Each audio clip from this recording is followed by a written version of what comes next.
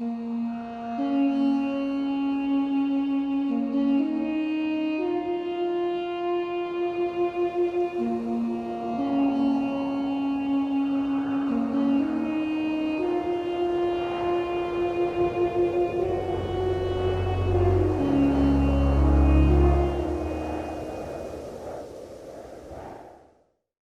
everyone, welcome to another episode of Rime of the Frostmaiden here on Dork Tales. I'm your Dungeonmaster Callie, and joining me tonight is the party known as Caveat Emptor, here for our 20th episode of Rime.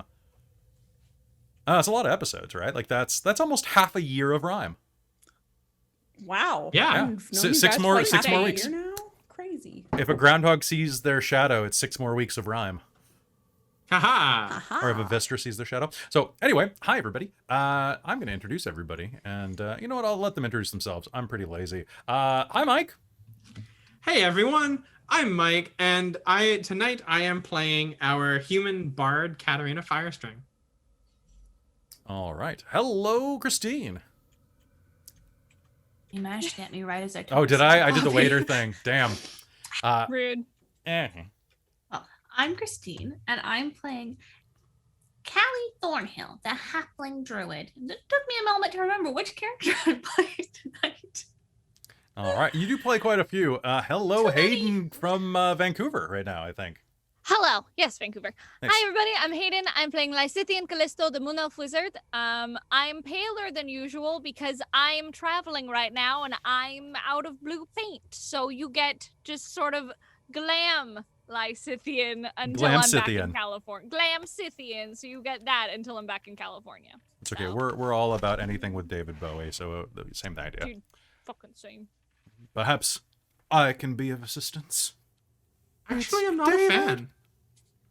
David Bowie, you need to spend more time with some of the media that I consume, especially considering he was the original Lucifer. And do I mean the comic or do I mean the biblical figure? Tune in to find out. All right. Hello, Robin. Hi.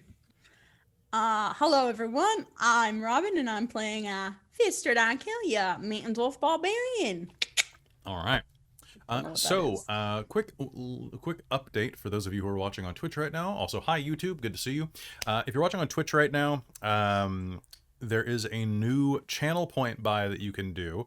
That basically, it's called Hurt Them More. It's inspiration or whatever the game uses for me. So yeah, some people were asking about that, so now it's there. So help me out. Hurt them more, eh? Hurt them more. Well, I was trying to think of something because, like, I mean, I could have just called it Doom, but like, oh, there we go. Thank you, Trizzelta. Oh no. I will put a token over here, so that is on 1, and I can bank this up to 5 times. I've decided up to 4 times. There are 4 of you. All right. All right. It's Monday, and I choose chaos, and it's Monday. All right. Same, dude. Same. In Soviet Russia, Monday hates you. Fair. Is there hurt them? Yeah, it's called Determination, Chef. You just bought that for them. All right. So hello everyone. Welcome to another episode of Rime of the Frostmaiden. If you tuned in last time, if this is your first episode, you're like 20 episodes in. I would go back and watch the first one and watch how we get better and better and better every time. If you're tuning in after last episode, then you know that last time the characters traveled all the way down to Bryn Shander from the ruins of mostly the ruins of Caer Konig, through the other places. There was one minor glitch that I had where I forgot, because I didn't have my map in front of me, because I can't find the damn map that's not printed in the book. East Haven is actually kind of like in between, or like the road that you take down to East Haven is actually like, basically, you guys backtracked a bit to get to East Haven. We're just going to pretend there was a blizzard that you were avoiding with all those people. So Robin is shutting her window. And so that was just one minor thing. Sorry about that. I like to be true to form, but they didn't print the map in the book. They just gave you the pullout one. And who knows where that is? We're still setting up Christine's streaming office, so it is. I'll be honest, it's been gone since game 4, so That's fair. Yeah, who knows? After that, the characters went down, met up in Bryn Shander with a number of the survivors, got everyone fed and watered, and decided that it was time to storm Sunblight, the fortress of the Duragar to the south. With them, they actually acquired a fellowship of friendly NPCs, which consist of Trovis, the speaker from Caer Konig, Jarthra from Frozenfar Expeditions in Caer Konig. They also chose Kivea and Grogheim, two of the Goliaths they made friends with, and good old Harwar managed to convince Lysithian and by proxy the rest of the party to allow him to tag along to keep an eye on Vistra and her sticky Chardalian fingers. Nah, it's fine. It's fine. It's fine. I got it under control, guys. I don't think it is. I don't think it is either. Also, Callie, I don't know die. what happened. I don't know where my Jartha... Oh, I can send that to you right now. Yeah, if you can resend that to me, that would be wonderful, because I'm like, I don't know where it is. Oh, it's okay. You've been moving around a lot, and I just looked at it to check the hit points. So yeah, looking it's at not coming up on my page. Now, who do you guys? Can you update me with who took damage last session? For the NPCs only. I just want to have a ceiling for their hit points, so I know if I kill them immediately. Do you want to know what they're at? Because I believe Travis got killed or brought down, but then healed again at the end. So I have his current. Yes, please. So he's at. I asked you before game, and he's at 44 out of 58. Yeah. Okay, and then I've got Harwar at whatever he normally has because I'm running him. I've got Grogheim is at full. Oh, didn't take any damage. Okay, Jarthra didn't take any damage. She was at full. Okay, and the same with Kivea, right? Same at full? Oh, yeah. Yeah, I think it was just Trovis who tanked for everybody. Yeah. He took almost all the hits. Vistra got a little bit in there, but Travis took most of the hits. Yeah. Katerina he got was hit. looking pretty nasty. Oh, did Kat? Yeah. Oh, Yeah, yeah. she's down to 55 Mm. out of 69. Nice. Hey. Nice. I have Twix with me tonight in case I need to chocolate stress eat in case anything happens. That is Lovely. definitely fair. I should have had chocolate distress eat on my last stream. Oh, I know, dude. I have so much that was chocolate around me. scary. I'm so ready. I stress ate the last of like the smoked salmon cream cheese. Nice. I have ice cream ready. There wasn't very much left. That's fair. All right, guys. So last episode, delicious. you made it down to Sunblight and managed to get your way inside. Now, shortly after you did, one of you tripped a, well, not an alarm, but you alerted a guard and ended up in a fight with an entire barracks full of Duragar. After defeating them, you were called into a dining hall by an old Duragar woman named Grandolpha Musgard, who explained to you that she wanted you to work against Xardorok, and that she was not with him, but was merely a potential conquest. And I think that's where we're going to continue. So... Oh no, don't open Discord, Kelly. That's the wrong thing to do. Because Discord is noisy.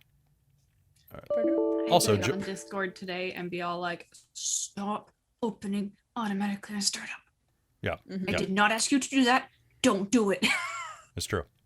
All right, so, and with that, we are going.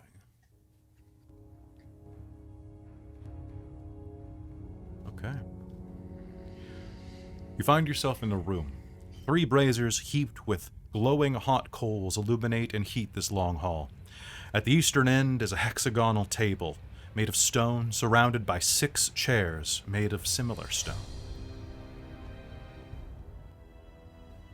Seated in the chair facing you is a haggard old Duragar with long black hair streaked with ribbons of white and fingernails like shards of iron.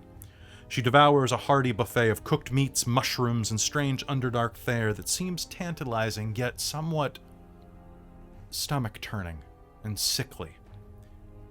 Lurking next to her is a small mechanical dragon made of a shiny black substance that you might recognize. Hunched over a stove in the west were 3 Duragar cooks, one of which had beckoned you inside. Each of them hold a large, hooked cleaver in their hands, just in case. And as you all usher in, she speaks to you in common. She entreated you to help her take on Xardorok. I think that we could be very helpful to each other. Please, join me. There are not enough seats for all of you. But you are welcome to eat with me. What do you say? Join me? I am not hungry. Your loss. Perhaps. As I said to you before, I have no stake in Xardorok's ambitions to take over Icewind Dale. I don't know where he is right now, but he's likely in the forge below. I will let you down there, if you take care of him.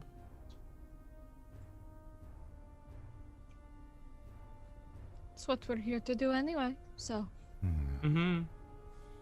Then please, go do whatever you need. It will not trouble me at all.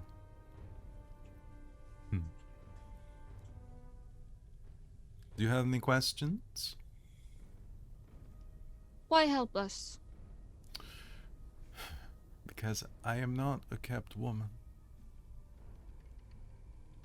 Xardorok brought me here to wed me, to add me to his stable of wives.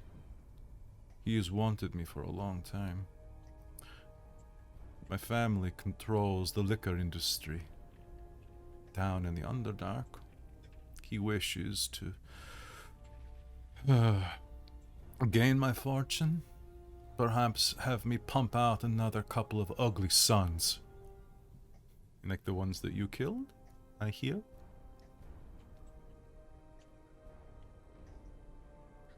I am not that kind of woman. I have no care for Xardorok. Perhaps if he wasn't a megalomaniacal idiot. But unfortunately, he is. I cannot return home while Xardorok lives. But if he does not live, there is not many to stop me.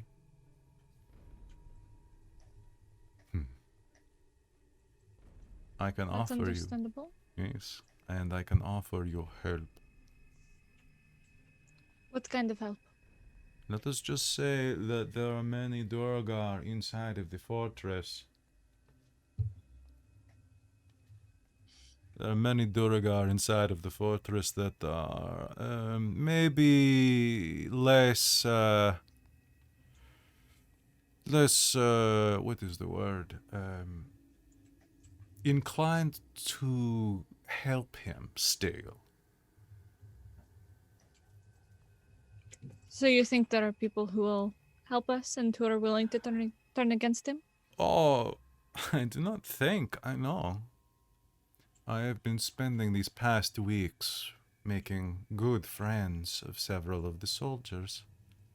Like the one who let you into the fortress.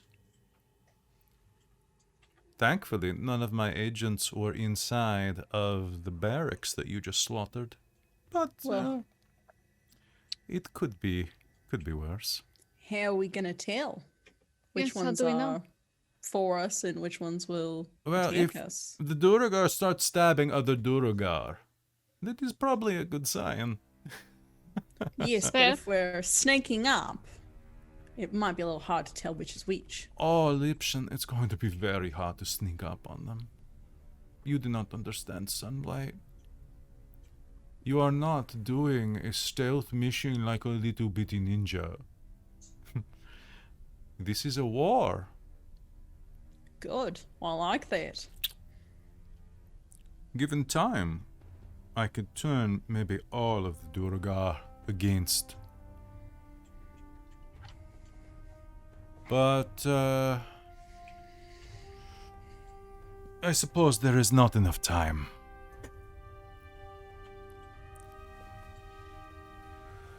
Oh well, they are the fools who brought this upon themselves.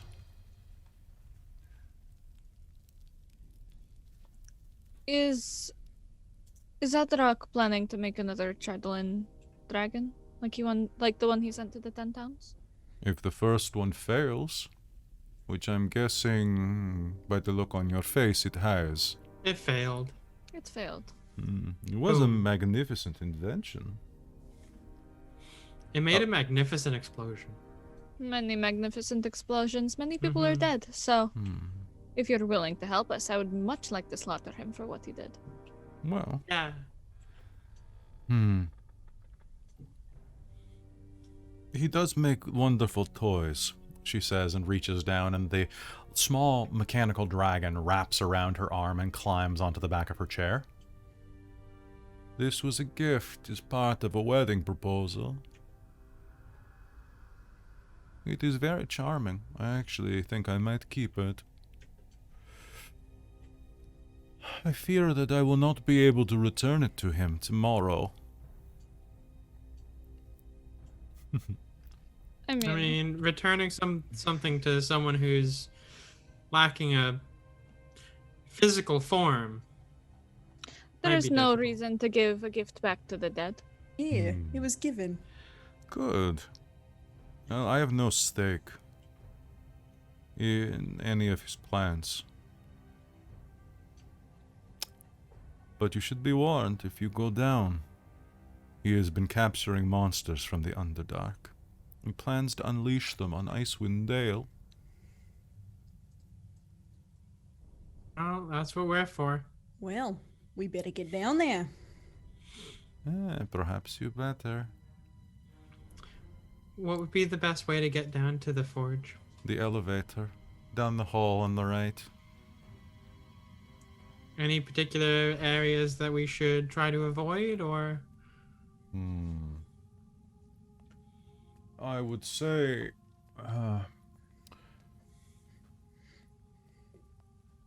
the forge will be very busy. But the elevator will take you down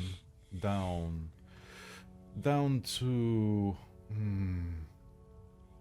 not a particularly useful place. So, one sec, let me just double check where the elevator drops you, because that will probably matter. Okay, so that's X12. Elevator goes down to X. Oh, okay. When you take the elevator down, it will release you in a small room directly behind Xardorok's shrine to his god. Out those doors is the forge. You must be careful. Bless you, child. I'm sorry, is it the mushrooms? Yes. Yes, they make... They've got a bit of a smoke. Oh, they're lovely. Oh, they're divine. You should be having dinner with me. You would really like them once they're in the right hole. What is I'm sure. What is this Xardorok like? What is his is there anything we should know about his ability to fight? He is strong. Well, I figured that. But He is a true Duragar. He is a mighty one, with the strength of many, many Duragar. He has also gained some type of magical powers. The ability to call energy from the pits of hell.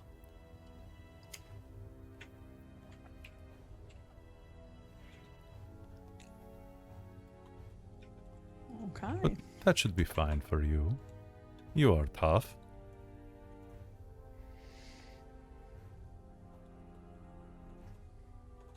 Yeah. We hope so. No, we are. Good. I mean, we beat his dragon. We can beat his dragon, we can bite him. Yeah, hopefully you will find him to be even easier than the big dragon. Probably. Well, I mean, Xardorok can't fly, can he? I mean, I could make him fly. I actually don't know. you. He never showed me he could fly, but maybe. Well, if he can't fly without Lysithian helping him, then We should have an easier time than with the dragon. As long as I can embed an axe in his skull, we're good. And then I wish you the best of luck. And my sword. And my traders. Good luck. All right. Elevator time, I guess. All right. Also, hello, Raid.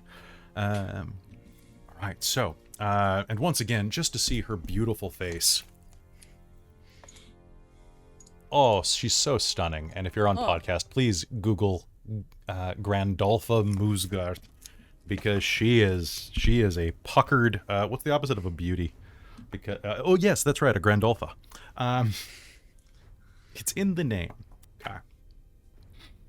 Once again, you find yourselves heading with some of your allies back out into the hallway, traipsing down. True enough, just ahead of you, there is a door immediately across the hall, and as you look in, you are going to be able to see that there's a portcullis dropped. And as you look down across the portcullis, you'll see that it's actually open. 120-foot drop on the other side of that cage. Down into the only bit of light that you are seeing at this point. The fires from the cook pits behind you now fade away, and you can only see the burning embers of a forge below, and hear the clang, clang, clang, clang of dozens working along a blacksmith line.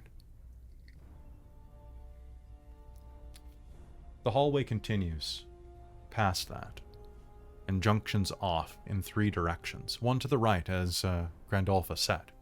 Do you head that direction, or do you check the other rooms first? Callie's gonna poke her nose in the other rooms at least. I will go with Callie. There's a room to the north and to the east as well. Which one do you head to? 1 second. Find It's okay. And I'm going to pop them. spells. I'm going to go ahead and pop the map up for Roll20 so that we can use this. I like to say that also, like, Vistra's gonna be, for most of the time right now, hanging near the back, kind of keeping an eye on Huawei. She does not trust that. Well, he doesn't trust you. Which I know, means we don't trust each other. your sexual tension is very very high right now. I don't need you, princess. I think Callie's gonna go this way Okay. and probably just kind of peek into all 3 rooms. Okay. I'm gonna do it as sneaky as she can. All right. So, if you head to the north, this dark chamber, the doors open for you easily and contain a plain stone bed, a stone trunk, and 4 unlit braziers. Now, what are you using to see at this point? Oh, you cast dark vision on yourself last game. Yeah. So you have dark vision. What is Katerina using to see?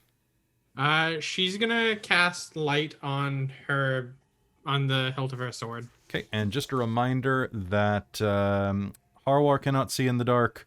Trovis can see in the dark. Okay, I was just gonna ask that. Jartha cannot see in the dark. And I have to remind myself if Goliaths can see in the dark. Do you remember from playing... Goliaths do not do have... not. I don't think they do. We Yeah, never they really do brought not. it up too Nope, much they- because I think Karis couldn't either. And Yes, So okay. he So always that casts means light. that only Trovis has dark vision. Yeah, I'll cast just light in my hand. Sounds good. So with that, one of the... All right, so you illuminate. The room that you're standing in is completely empty. All there is a trunk sitting at the top of the room. This room is entirely empty.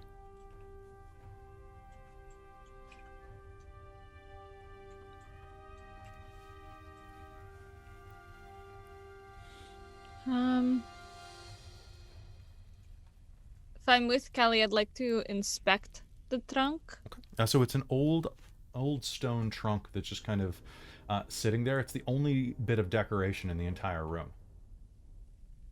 It doesn't appear to have anything more than a stone latch on an old stone hinge. Okay. Don't have any thieves' tools or anything, because that is not what I do. It looks like you just lift it up.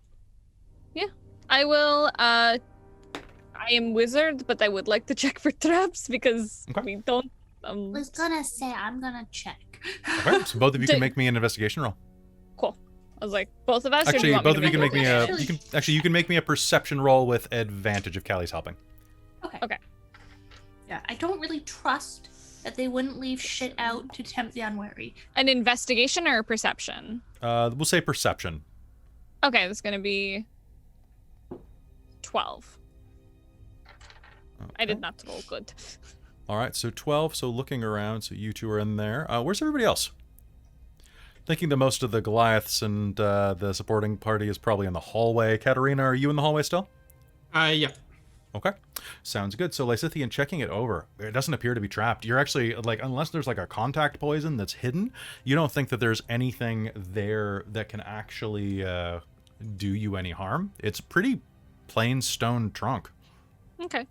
I look at Callie, just open it. Doesn't look like there's anything stopping us. Okay. Here by the door. What'd you say? I'm gonna stand back here while you open it. Okay, that's fair. So if it is trapped, only one of us gets caught, hopefully. Wow, rude. And I will open it. Hey, you're the one opening it. It's true. All right, sounds good. Go ahead and as you open it, seeing inside, it opens without a creak, just kind of a sigh almost as air escapes it. And as you look in, there's a moment where you think, that's really strange. It's like lined with some type of slick leather. What's your armor class? 16. 16. Because I'm wearing mage armor. Sounds good. Your mage armor is going to be what protects you as the trunk snaps its face down directly in front of you, revealing a row of serrated fangs, and it snaps at your face and mutters in Undercommon. And can I get an initiative roll? This is why I always poke chests. Oh. Yep. All right. Ooh, okay, that's going to be a total of 16. 16. Okay. 11. Okay. All right. Callie? 18. No, wait. 22. Oh. For me. Okay. Katerina? 11. Okay. And Vistra? Are you doing anything? Probably not in the first round. Probably, yeah. Not. It's fine because my initiative with advantage, I got an 8. That's 8. with advantage. All right. So I'm assuming the NPCs are kind of like hovering around down here. Yeah, probably. Yeah. Okay. Yeah. And then Kat, were you all the way over checking out the other room, or where were you? Because you were out in the hall. Yeah, she was just about to go check out the room to the east. Okay. So, Kat and Vistra. All right. So, at the beginning of this, Callie, you see the stone trunk lurches up on 4 large pseudopod feet and begins to toward Lysithian, snapping its jaw as serrated blades begin to work their way in a circle around its mouth. It is your turn. What do you do? I'm gonna dart forward. Okay. Oh, 1 second. All right. Frickin' screen. It happens. And smack a bitch with my scimitar. All right. That's gonna be 24 to hit. 24 is a hit. Go ahead and roll me damage. 9 damage. Beautiful. All right. As you rush up, it's not actually made of stone. Your blade collides with the side of its lip, taking a chunk of the side of it off. It is going to snarl, and you have hit it, however. So I need you to... Oh, I see. Uh-huh. And does that work if you hit it? Let me double check something.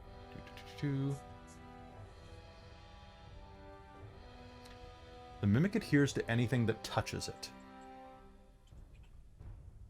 Oh. Also, shouldn't That's Lysithian true. be So Lysithian, affected you to would it? technically be grappled at this point. Oh, Since yeah, you touched it. So you're stuck to it as it's trying to snap you, but it still didn't manage to get you. It is still attached to you, though, so it is going to go ahead and try to take a bite out of Crime. And it is going to... it lurches forward and is going to bite you twice. Great. The first bite is going to be 10 points of piercing damage. Oh, dicks. Great. Plus 4 points of acid damage. Uh-huh. And the second one's going to be 8 points of piercing damage and only 2 points of acid damage as it goes shroomp, shroomp, bites twice into you. Cool. Great. All right. And yes, so it is... ooh, that's a hell of a bite. Beautiful. Okay, so with that, Lysithian, it is your turn. You are grappled, basically. One of your hands is stuck to the side of it. You can still do, like, somatic gestures with one hand. Can I... Yeah, I'm gonna spend an action to try to break the grapple. All right, sounds good. So go ahead and let's do a contested roll, please. So you can make acrobatics or athletics, if I'm not mistaken. Yeah, I'm gonna do... I have a 20. Acrobatics. No, I don't break it. I got a 6. Okay, so you try to pull away, but this thing is just incredibly good at grappling. You can't break its adhesive. It's stuck to you and begins to pull parts of your skin away as you push backwards. Are you spending your bonus action, reaction, or anything like that? Can... I don't know. Could I technically work a shield in there as a reaction from its neck, like from? Before its next attack, yes. Yeah, that's kind of my plan. That's what I'm working with. Nice. Yeah. So save it for your next. Because I don't have any bonus action spells, so. Sounds good. All right. So in the hallway, Katerina, I'm pretty sure that you guys are going to hear Lysithian yelp. Yeah. All right, so, and we will allow the NPCs to join next round if they need, but we'll just kind of move them a little bit out of the way. Okay. They're not as perceptive as you because they're not the main characters. There, boom, done. All right, so Kat, you hear something happening in the hallway behind you. What do you do? I'm going to run up to the door where I see it happening. Mm-hmm. Yeah, I'm just probably going to get up to there, kind of take scope of what's happening, and... then just look at this thing and be like, I'm gonna use vicious mockery on it. So, okay. Can I get a wisdom save off you, please? Yes, you can. 17. Oh, damn you! Sorry. Damn. Let me just double check. Okay, you won't be taking any damage on it, actually. So she's gonna run into the room and she's gonna be like, a chest that bites? Nobody told you you're allowed to bite. You're dumb. It says in undercommon as it continues to bite Lysithian, which is subtitled as No one said I couldn't. This hurts, this hurts, this hurts. Please get it off me, please. Thank you. All right, Vistra, it is. Oh, do you have anything else? Yeah, as a bonus action, mm-hmm. I'm gonna yell at Lysithian for a bardic inspiration. Okay. Die. She's just gonna be like, Lysithian, you're not gonna really let that thing eat you, are you?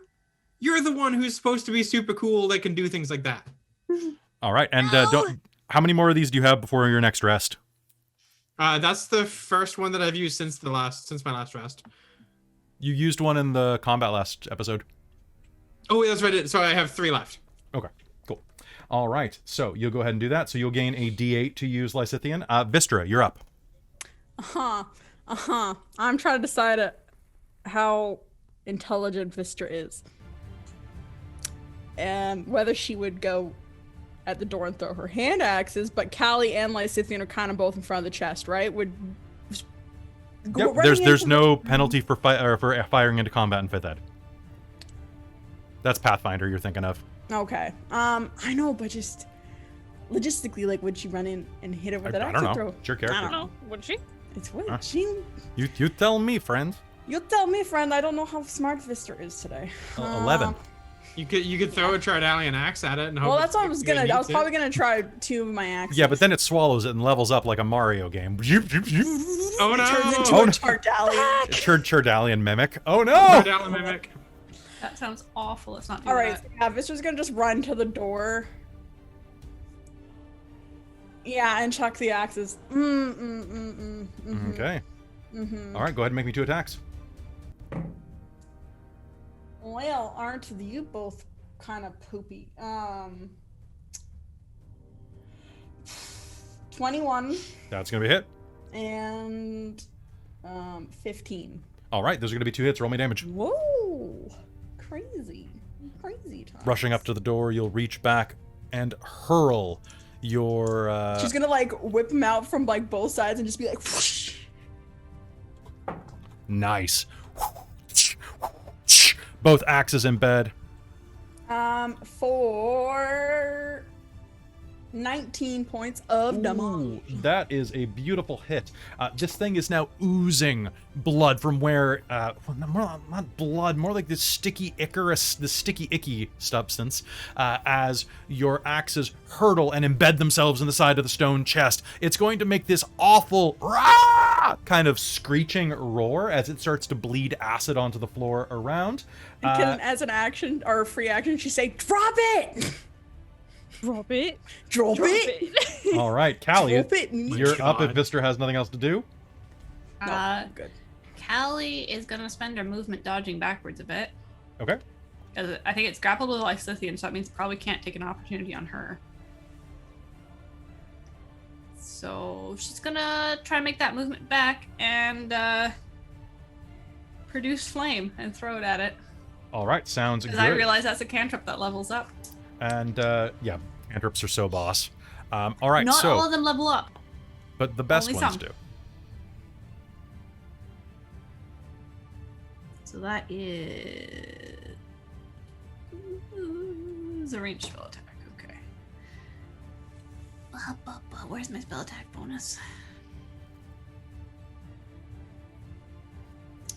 So that is 21. 21's gonna be definitely a hit. Go ahead and give me some Roll a damage. 2d8. Give me your damage. 11. 11. All right, that is a really solid hit. This thing is definitely beyond bloodied at this point. It is its turn and is going to snarl and is going to make 2 attacks, 1 on Lysithian and 1 at you. Lysithian, I think. Are you using shield? Yes. All right, sounds good. Reaction, your shield is going to burst to life and its jaws are going to stop an inch away from your throat, the acid burning onto the air in front as the eldritch shield ignites in front of you. Not fair in subtitles. Yeah, would it have hit an 18? Because that's what my... Nope, that would have hit a 16, so good job. And then it is going to attack. It's going to turn and lunge at Callie.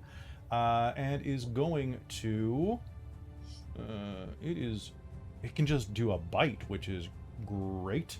Callie, I need you to tell me what your armor class is. 17. 17 is a hit. Damn. All right, so you're going to take 5 points of piercing damage plus 4 points of acid damage as it bites into your flank. All right, and it is going to, I mean, that's all it can really do. You know what it's going to do that's going to be it really can't, actually. Can't really move much. I guess it's going to shuffle a little bit around the room. Kind of, because Callie, if you're like right up on it, it's just going to kind of shuffle kind of around in a circle so that... No, I'd moved back. Sorry. Oh, you moved back. All right, so it's... Yeah. So I guess it would have had to move up to bite you. And then... I guess it will just... It's not going to try to leave your range. Yeah, it's going to get right in your face, dragging Lysithian behind it. So, Lysithian, you're being dragged across the cobblestones by this sentient chest that's... All right, and it's your turn. What do you do, friend? Okay, I'm going to... My strength is such shit, so I'm like... Which dice am I gonna use? Alright, I haven't used my Goblin Slayer dice tonight yet. I'm going to fucking like no, it's because we have to fight fucking Sunblight, so I don't want to spend fucking big spell slots. So I'm going to just try to firebolt it while I'm holding it. Try to like firebolt in its mouth, like the hand that it's fucking holding. All right, sounds good. Go ahead. Now, firebolt has disadvantage because you're shooting at point blank. Okay. Okay, it's gonna be 15 to hit. 15's gonna be a hit. Roll me damage. Yes. Fuck you. 2d10.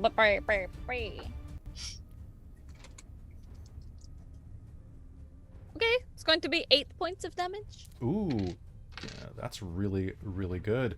All right, you are going to hit it directly in the mouth, and it is going to screech and try to just kind of like, it's going to start going, yipe, yipe, yipe, yipe, yipe, as it's pulled up against you. All right, you can't really do a move because you're grappled, and you have no bonus action spells. So, Katerina, you're up again. Okay, I'm gonna just try doing what I did last time. So can I get a wisdom save off you, please? Okay, I got a 3. Haha, you fail. Okay. I mean, I assumed with a 3, but yeah, okay. I mean, that would have been hilarious if you had beat it, but so she's still watching this thing dragging Lysithian away, and she's just gonna be like, have you seen how Lysithian is? How are you being so slow dragging them away? You can't even escape. How stupid are you? I am but a pool noodle. and it's gonna take 6 points of damage. I don't like that. It's gonna take 6 points of psychic, and you have disadvantage on the next roll. Okay. Next attack roll. Just insult people to death. It makes me It's so good power. happy. All right. Do you have anything else you're doing with your round? No, that's it. All right, Vistra, you are up. You've thrown both of your axes into this creature. The NPCs are kind of looking over your shoulder like, what the hell is going on in there? Trovis says, not sure. Oh, wait, that's not what they sound like. Not sure. Maybe we should... And that's about the point that you're going to act. How messed up is this chest? Oh, man, it is like an IKEA trunk that someone tried to return. Okay. But they had like a beer explode inside of it, and it's just... Cool. I'm gonna recklessly attack it with my great axe then. Okay. Can you use reckless attack when you're not in rage? I can't remember. Yes. Okay, cool. We figured. I can never remember that because so much of your stuff is rage This contingent. was the Fandelia fun when I called Hayden out. Oh, on that. I remember now. Yeah. Because I was like, you can't. You called me out on that. Yeah, it was fun times. It was a chain reaction. We all learned that. Canceling each other. Yeah. Okay. So yes, I don't have to use it when I'm in rage, which is. All right. So don't be angry. Just do it. No, I'm just gonna do it. I'm just gonna be reckless. Vistra's pretty reckless. All right. So, give me advantage. Will a 26 hit? No. Okay. That's Actually, really let me double check. Oh, yeah, it does. It does. Okay, I forgot the 26 comes after 12. Okay, cool. Oh, I make 2 attacks. I forgot. Let me just roll again with advantage. Okay. Two ones. Well, there was a 1, but then I also rolled a 17, so then that's a 25. Okay. So, you know what? I'm pretty sure with your strength, why don't you just tell me how this happens? Because I'm pretty sure you can roll more than 5. Yeah. I mean, it would. Your strength is 5. Add my strength 5. Yeah. All right. So rushing forward and reckless attacking. Go ahead and describe to me how you hack this stone chest to bits. So Lysithian's kind of wedged arm is inside of it, right? Kind of against it, like it's like stuck to the front hinge. Okay. Like kind of right under, like it's like Lysithian's hand is this trunk's soul patch. Okay. Thank you. Yeah. So I think it's looking pretty groovy. Kind of come around behind it and say, I said, drop it. And she's gonna like aim for the hinges to like try and pop the lid and break it in half with her great axe. So there are no hinges. There is in fact just the spine of this strange pseudopod creature, which you discover as you remove the top of its head from the rest of its body, cleaving it in twain with your axe, and it's going to just splut around the room. Gross. I said drop it. It is going to slink to the ground and begin to dissolve into a puddle of goo. Oh, it's on my shoes now. Gross. It's on my face. I'm sorry, Lysithian. Yeah, no, it's fine. Just gross. Yeah, ugh. All Not right. about it. And that appears to be all that is in this room. Now it's only the stone bed in the corner.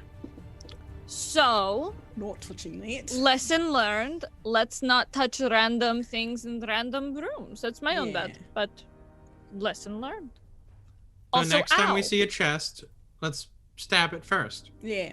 Yeah, that sounds about right. I have my hand axes. I can just throw Yeah, me at you it. can take them back, absolutely. I would Oh, like man, to if- try and take one back. I don't know if I will get to take the other, if we'll just follow You can make me a charisma save.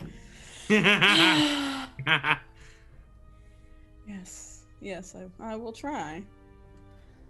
At what point does that get disadvantage?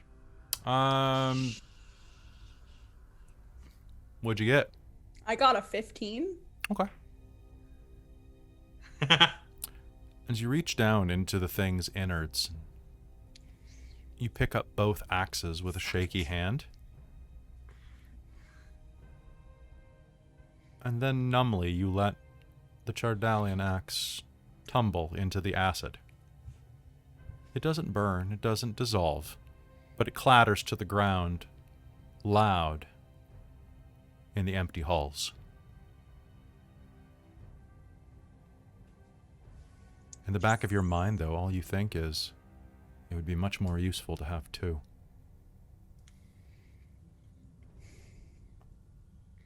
Aren't you strong enough, Vistra?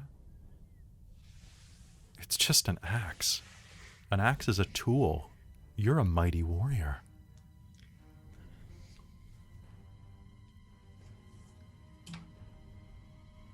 I take a moment, seeing this, knowing that we're worried about her and the Chardalian axe, and shove my climber's axe at her. And here, if you need two, something to break that concentration on it. Okay. To maybe Sure. jar her away from it and get her away. You think that you might be, yeah. There's a moment of jarring as that camp axe, the climbing axe, is thrust in front of you.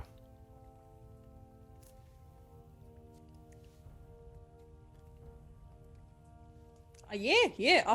Thanks. You're welcome. Although, to be fair, a climbing axe is a shit axe to use as a throwing weapon. Ah, no. So, you'll probably find something better later.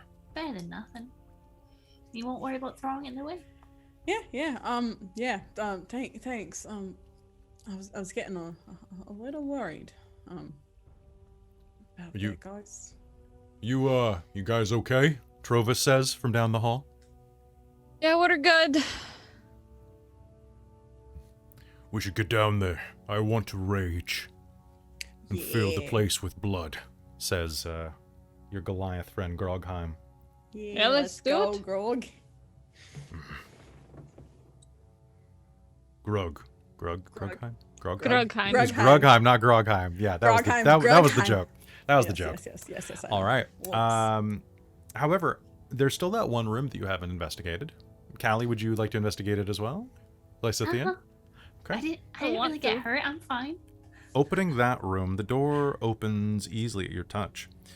It contains a plain stone bed, a stone trunk, and 4 unlit braziers.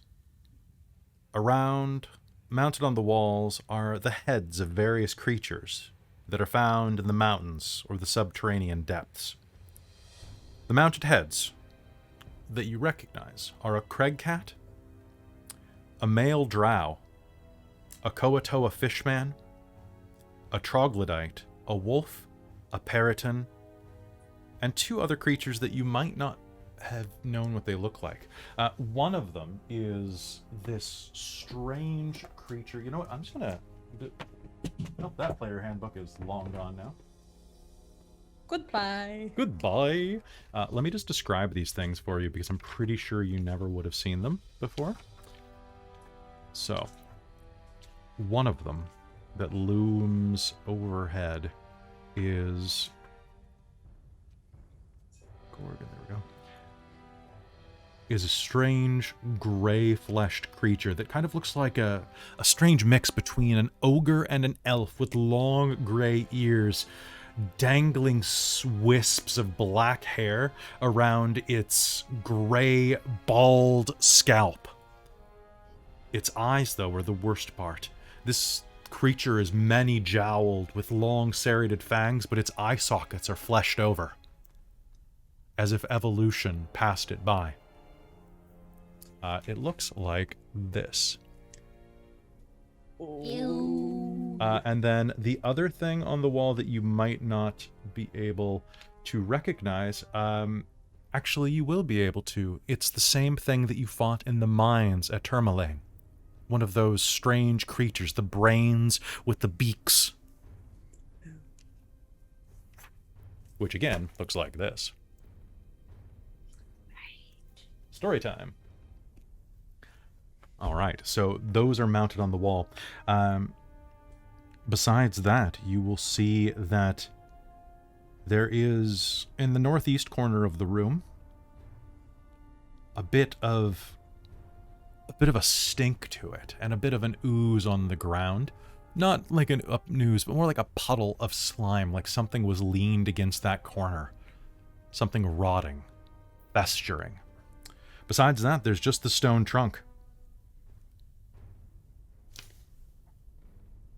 Okay, so wait, is this the room directly opposite? Nope. Or the end of the hall? This is the one at the end of the hall. This is the smaller room. This is the one at the east, yes. Okay.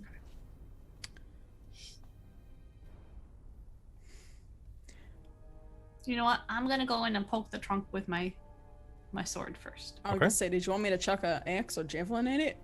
Well, actually, I'm gonna look at it to check for traps first, and then I'll poke it if I don't find any. Okay, you can make me a perception roll.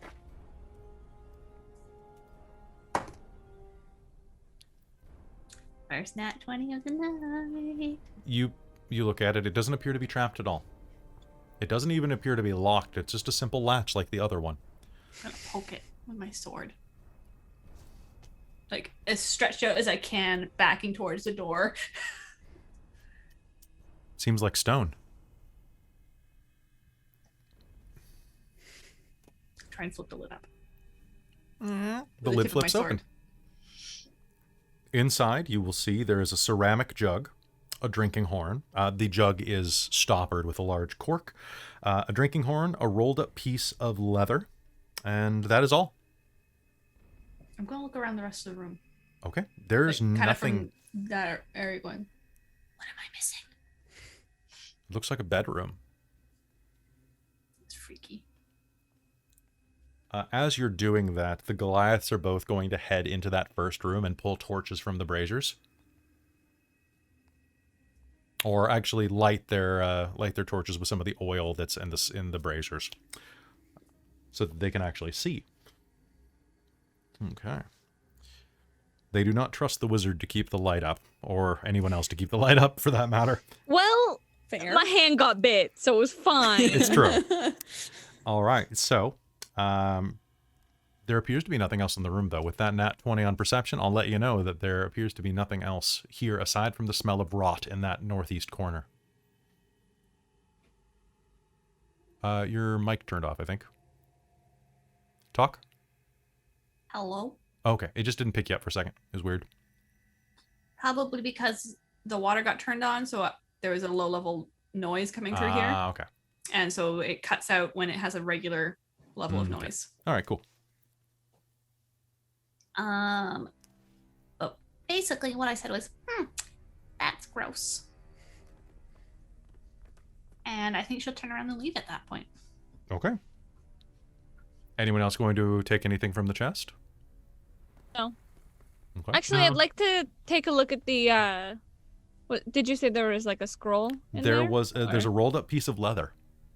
I'm going to take it and take a look at it. Okay, unrolling it, you'll see that it's a charcoal sketch of the stern visage of a Duragar woman in her probably middle to late age.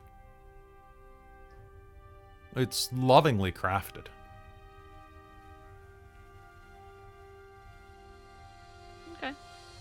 Does it look anything like the one we met, or? It does not look like Grandolpha. No. Okay. But what? You know what? I will let you make me an insight roll. Gonna roll a big boy. Mm-hmm. Okay. It's not too bad. It's going to be insight is going to be an 11. Really good.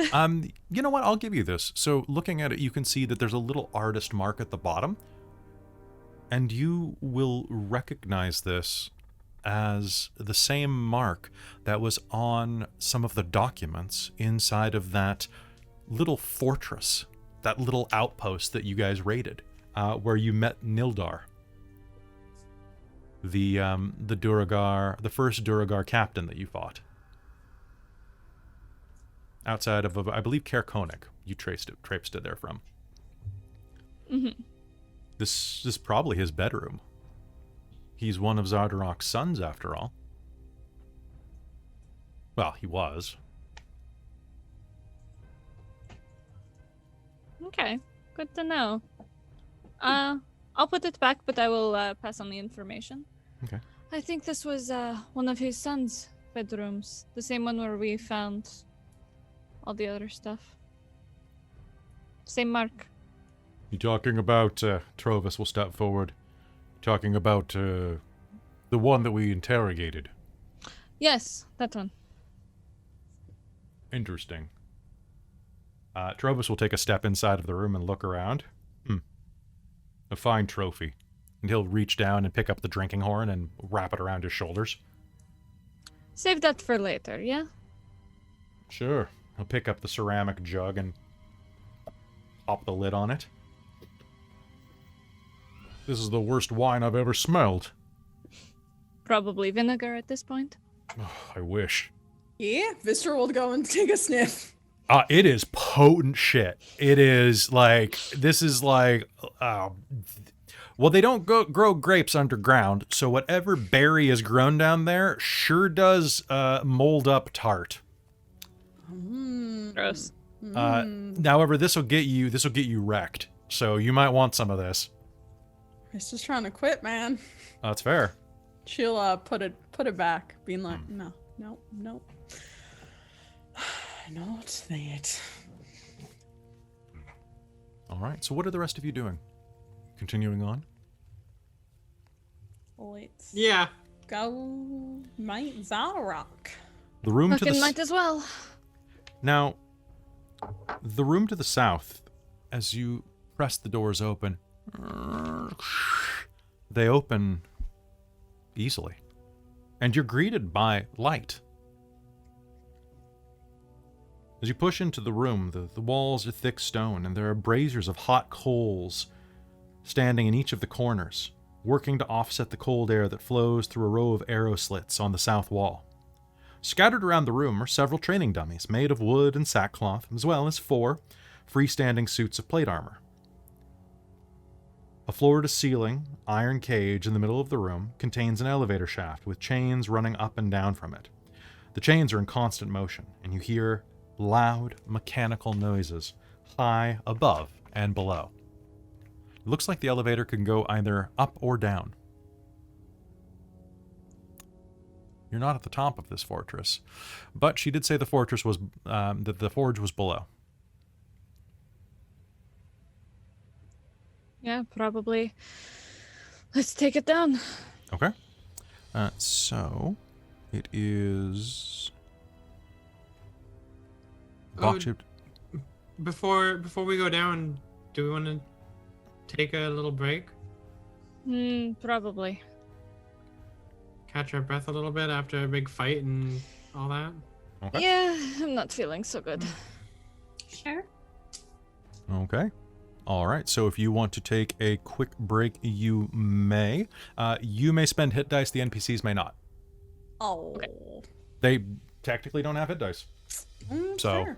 not in that regard, anyway. You take 10 minutes because, like I always say, 10 minutes is a short rest, not an hour. And go ahead and roll any hit dice that you would like to use. rolled 1, and I got 6 on it. Rolled 2 6s. 3 6s. That's a good. I'll fucking take it. That gets me almost back to full. So I used 3 out of my. There we go. I got back to full. Now, as you are looking around the room and just kind of resting a bit, are you taking any time to investigate anything in here? The training dummies, the suits of armor, anything like that? Or just waiting? I think Vistra will sneakily kind of go back to that first room to make sure that she sees the axe still on the floor. Okay, make me a charisma save. Oh, anytime I'm around it, shit. Shit. Shouldn't Just want to have make gone sure to look at it. Hua didn't take it. I'm looking out for Hua.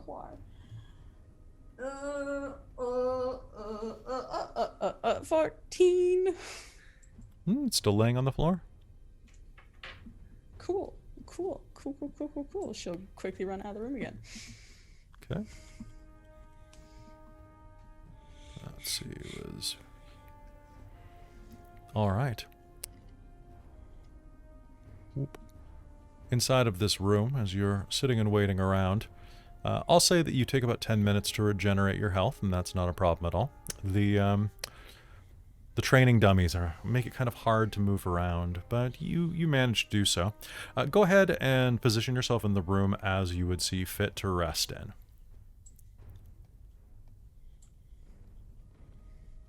As you're doing so, Grugheim will take a look at some of the armor and... Interesting. It's funny how you small ones cloak your flesh in steel. I have no need of such things. I am Sign already here. Oh, come on, brother, Kivea says. You would look great in armor like this. And so she'll walk up and wrap her arms around one of the suits of armor. See? It fits you. And there's a sudden explosion of blood as the animated armor's fist shoots up into her jaw, sending her teeth across the room. Kivea's minder, please do me a favor and take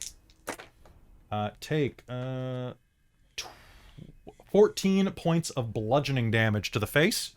And everybody roll initiative, please. Jesus. Oh, shit. Why? Why did she have to touch the armor? Because she this is why failed we in don't it. touch things. Also, I used my arcane recovery to get back my spell slots. Okay, so advantage. Cool. I found that. So roll for both your PCs and your NPCs. Okay. So hold on. 19, 15, 13, 6, and 1 for Harwar. Oh, good for him. Okay. So can I get initiative 20 or up? 21 in just a second. I'm trying to remember what I add for Trovis too, because he also got. Okay. Do you have his sheet? I also got 21 as Callie. 11 for And- Jartha Okay. or whatever. And it was 8 for me. Sure. Hold on. I'll ask for those in a minute because I've got so many 21s. I'm going to need to double check this. Yeah, I've also got 21. Yeah, Okay. so So, 21 for Vistra. dexterity 6, dexterity 5, dexterity 4. Me. 4. Cool. Thank you for popping that in the chat.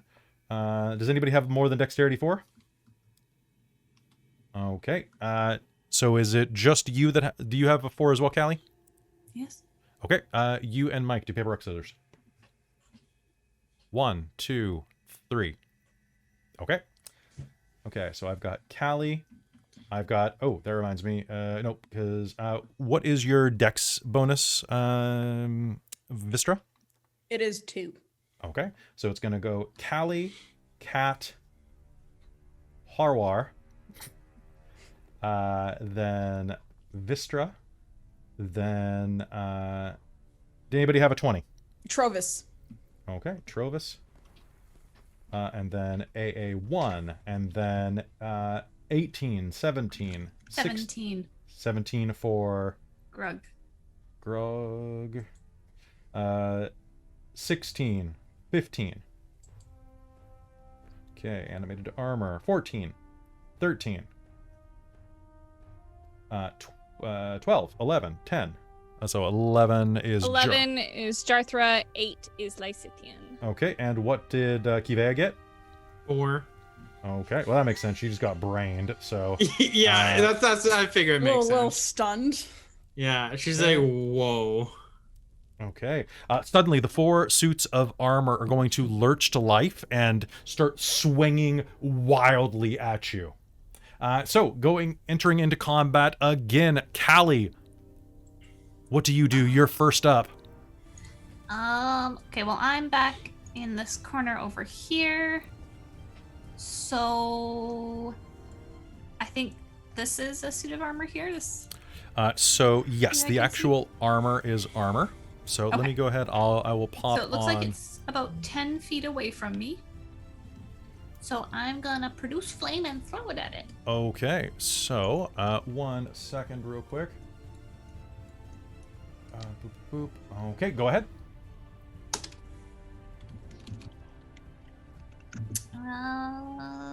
That is 23. 23 is definitely going to be a hit. Roll me damage.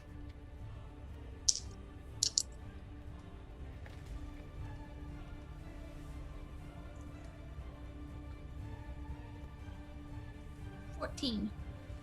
14. Okay. 14 points of damage. All right, so you were going after the one on the bottom wall? Yeah. Okay, it lurches toward you. I'm just going to tag these guys real quick because I forgot to do that. Because to be honest, I forgot the animated suits of armor were there between games. Okay, so 13 you said, or 14? I think 14, yeah. 14. All right, hurling flame across the room. It will hit the armor and start to burn away at it. That's a solid hit. Good job. Are you doing anything else with your bonus action?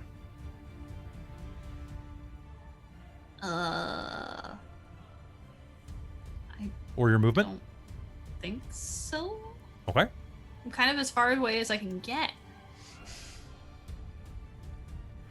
All right, so with that, then we are at Katerina. Katerina, your turn as these begin to clunk to life and approach.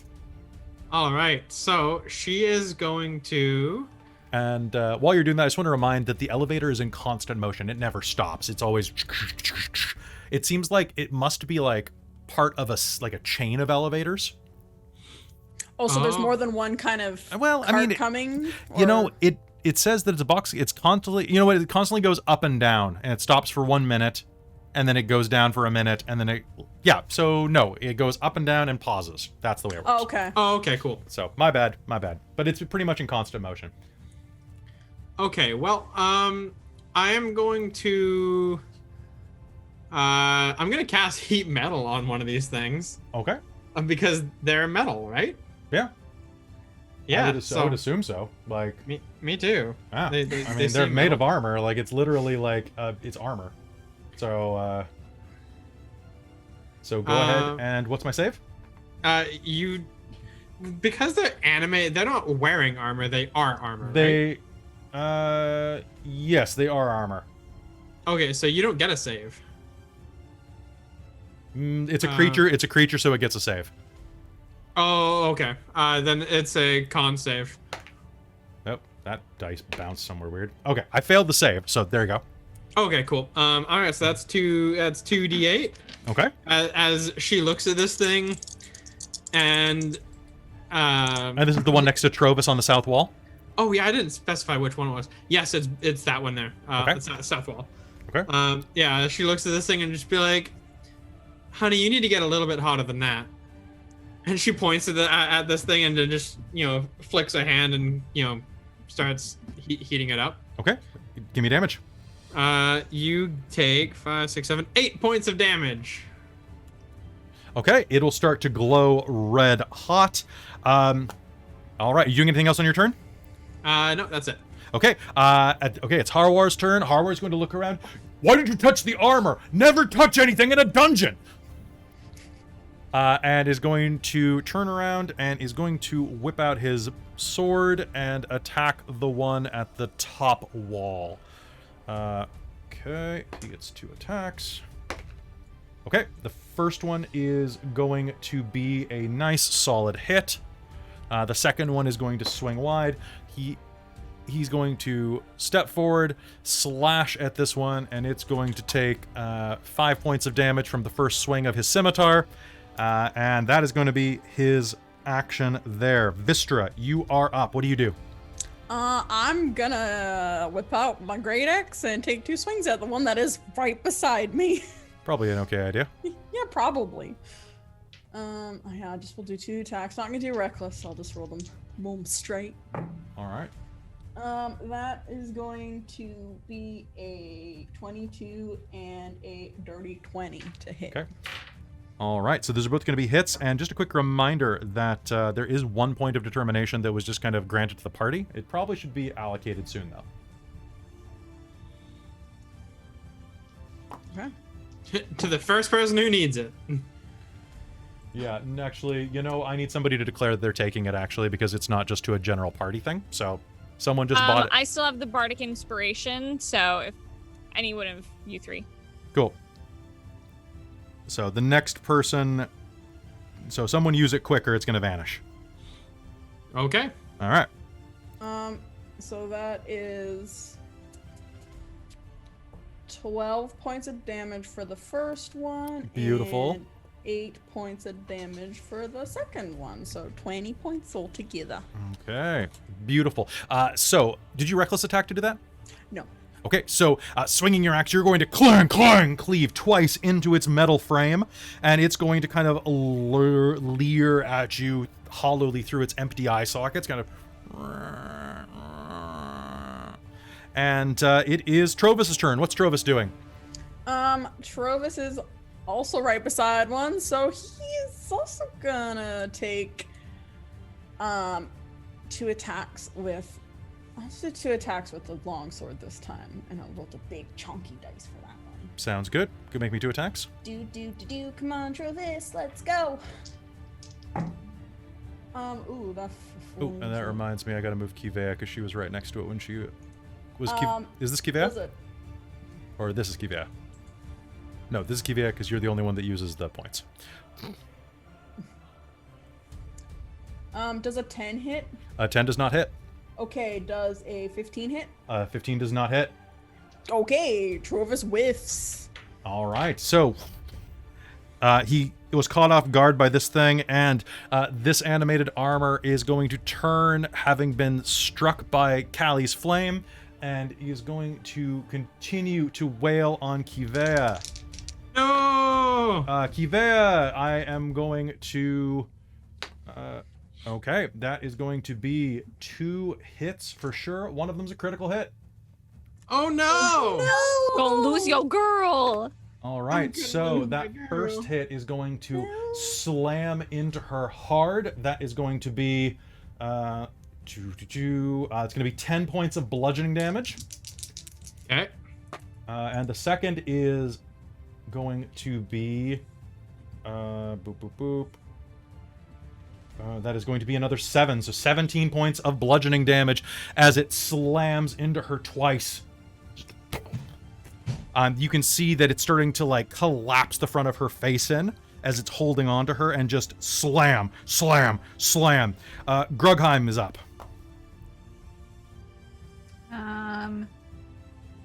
I think he's gonna go help his sister. Okay.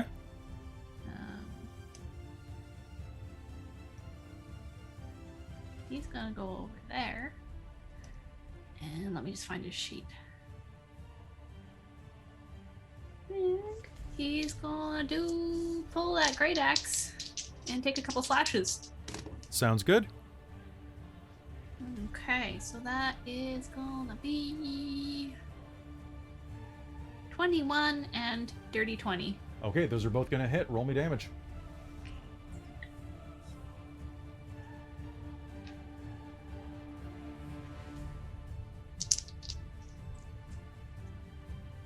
He's probably going to hit pretty hard. He's tough.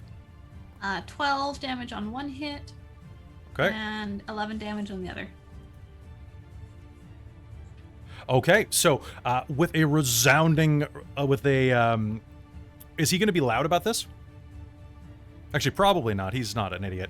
He's going to rush forward and just slam his axe down twice, embedding it into the suit of animated armor as it collapses to the ground slowly, still kind of kicking its leg out. At this point, can Trovis make me an attack of opportunity, please? Or an opportunity attack? All right, is a 19 hit? 19 will hit. Cool. I'm assuming that's I roll with the big chunky D10 for his longsword. Yes, you do. Okay, cool. Just one. If he's using both hands, you do. Yes, he is. All right. Where's the D10? There's a D10. Oh, that's kind of cool. 6 total damage. Okay. The one behind. The one that he was fighting pivots suddenly, steps out of the way, approaches directly behind Kivea. This one he's glowing, or pardon me, it's glowing in the darkness as the heat metal is causing it to glow red hot, and is going to slam his fist twice into the back of Kivea. How much damage does heat metal do if you touch it, Katerina? Any creature in physical contact with the object takes 2d8. Cool. All right. Would you like to roll 2d8 for Kivea twice? Twice? It punches her twice. Oh no. Okay, I'll adjust her hit points in. Okay. So slam. It hits her twice in the back. So the first one is 5 points of bludgeoning damage. Okay. So I can go ahead and do this. So boop, -5. Okay. The next minus 12, and then -4 for the other. Wait, did you adjust? Yep. I'm adjusting it down right now. Oh, okay. Because I just adjusted it down. By how much? By all the damage that I've been rolling on it. Okay. So. She was at 36 before? Yeah, she was. Okay, so you did 12. Yeah, I did 12 and then I did 4. Okay. That's why I said I will adjust it, so. Oh, you'd said that after I'd already adjusted it. Okay. So, right. and then I had adjusted for the other hit as the first hit as well. Below 36? Yeah, so I had adjusted for 1 hit and 2 heat metals on that. So what was she at? She started at 36. At the beginning of the round, yeah. Yeah. Okay. So you did 16 there, and then my first attack was 5, I believe, and the second one was 6. Okay, so so that was right. She's down to 3 hit points. Oh, nice. And I am going to use my Hurt Them More. All right, go ahead and roll me 2d8. Oh no. She is -5. She is minus a lot more than that. So he is going to slam into her and push her down the elevator shaft. Oh no! Let me fix this. So thanks for buying me that, whoever bought me the Hurt Them More. She is going to tumble down into the molten forge iron below and vanish into the bubbling molten steel. Jarthra, it is your turn. Kivea, you do not even get to hear her shriek as she falls. Callie, I don't like you.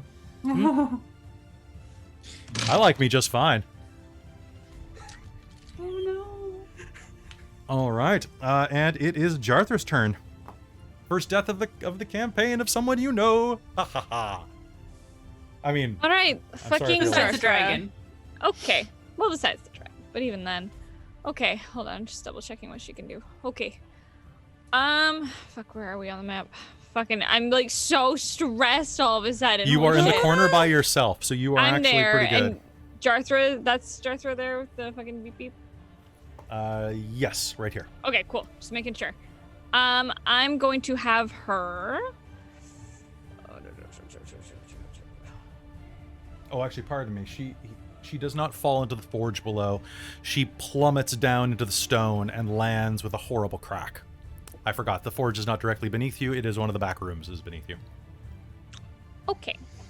So that's not much better. Much better, Kelly. No, it's a 120-foot fall though, and she's going to take. Yeah, a lot. I'm gonna have her back up to what is this? Oh, that's Trovis there. That's Trovis, yeah. Okay, cool. Just making sure, just because my eyes are real shit. I was like, is that a mind flayer? I can't see for it's shit. both. Okay, so there is one right next to you, about 20 feet in front of you, that Harwar is fighting. Another that's about probably 50 feet away from you. That is. I'm gonna have her make 2 ranged multi-attacks against the guy that Harwar is next to. Okay, sounds good. So just having her multi-attack, and that's 2 ranged attacks. Okay, that was cocked. Okay, that was cocked. Fucking. Okay. Oh, it's going to be 13 to hit on the first one. All right, that's going to be a miss. And it's going to be 21 to hit on the second. That's going to be a hit. Cool. It's going All right. to be... so it's only going to be 4 damage. All right, the arrow is going to slam into the side of the animated armor that Harwar is fighting. And speaking of which, it is now the one that Vistra is fighting. Vistra, the one in front of you, is going to lean back, pull its fist back, and is going to slam you in the face with a mighty punch. That is going to be 8 points of bludgeoning damage to your face as it whoosh, and slams you backwards. It rears back to do it again, but you are going to duck underneath its blow. All right, so that is that one. And then Lysithian, it is your turn. Okay, I'm going to come out to here. Mm-hmm. And I'm going to shoot a firebolt at this piece of shit right there. Sounds good. What is that? Okay, it was cut. Okay, it's going to be a 20 to hit. That's gonna be a hit. Roll me damage. Dope. Sorry, my dice rolled off, and then it was I was like, eh. I feel that my player's handbook rolled off the table about a half hour ago, and it's gone. It's gone. She gone. She gone. I'll get that on our bathroom break after this fight. Yeah, basically. Okay, it's gonna be 8 points of damage on that guy. All right. Your firebolt is going to lash out and slam into this one's chest cavity. And beautiful. It's going to take the hit and is going to start to heat up a bit. Leering back, it is going to take... Harwar is going to raise his sword to strike it again. And it is going to dismissively crank him in the face. And is going to. And that... Oh, you know what? That's only 3 points of damage. So that could be way worse. I'm going to actually use this for him for a change. Boop. All right. And then it is going to lurch forward and just move past him like he's not even there and run up to Lysithian. Harwar gets a... Actually, is going to manage to stab it in the back. Nice. Nice. Finally. You'll be doing that to us later. Okay, so that's going to be... It's just practice. And Lysithian, it's going to run up toward you, and that is going to be a 16... Oh, pardon me, a 15. It's going to just miss you because of your mage armor. So it takes a swing and is going to go right against the side of your face. The wall of mage armor is going to just kind of push it to the side. You feel it brush by your ear. Whew. And that is going to be that turn. And then, one moment, please.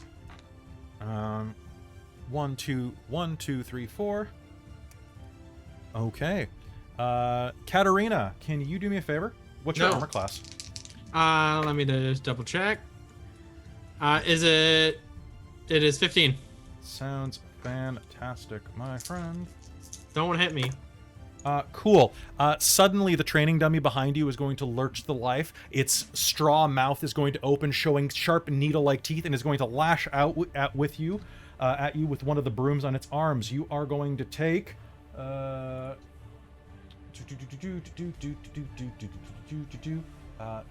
claw attack that is going to deal you. And then I gotta roll these. One sec. 4, 6, 7, 28 points of piercing damage. What? Oh, pardon me, slashing damage. And can you make me a wisdom save, please? Coming up. Oh no, not one. Not one. You are terrified. So you are frightened until the end of this dummy's next turn. Okay, so I can't do anything, right? You have to move away from it. Okay. All right. So that is going to be the end of the first round of combat. Back at the top of the initiative with Callie. Callie, what do you do?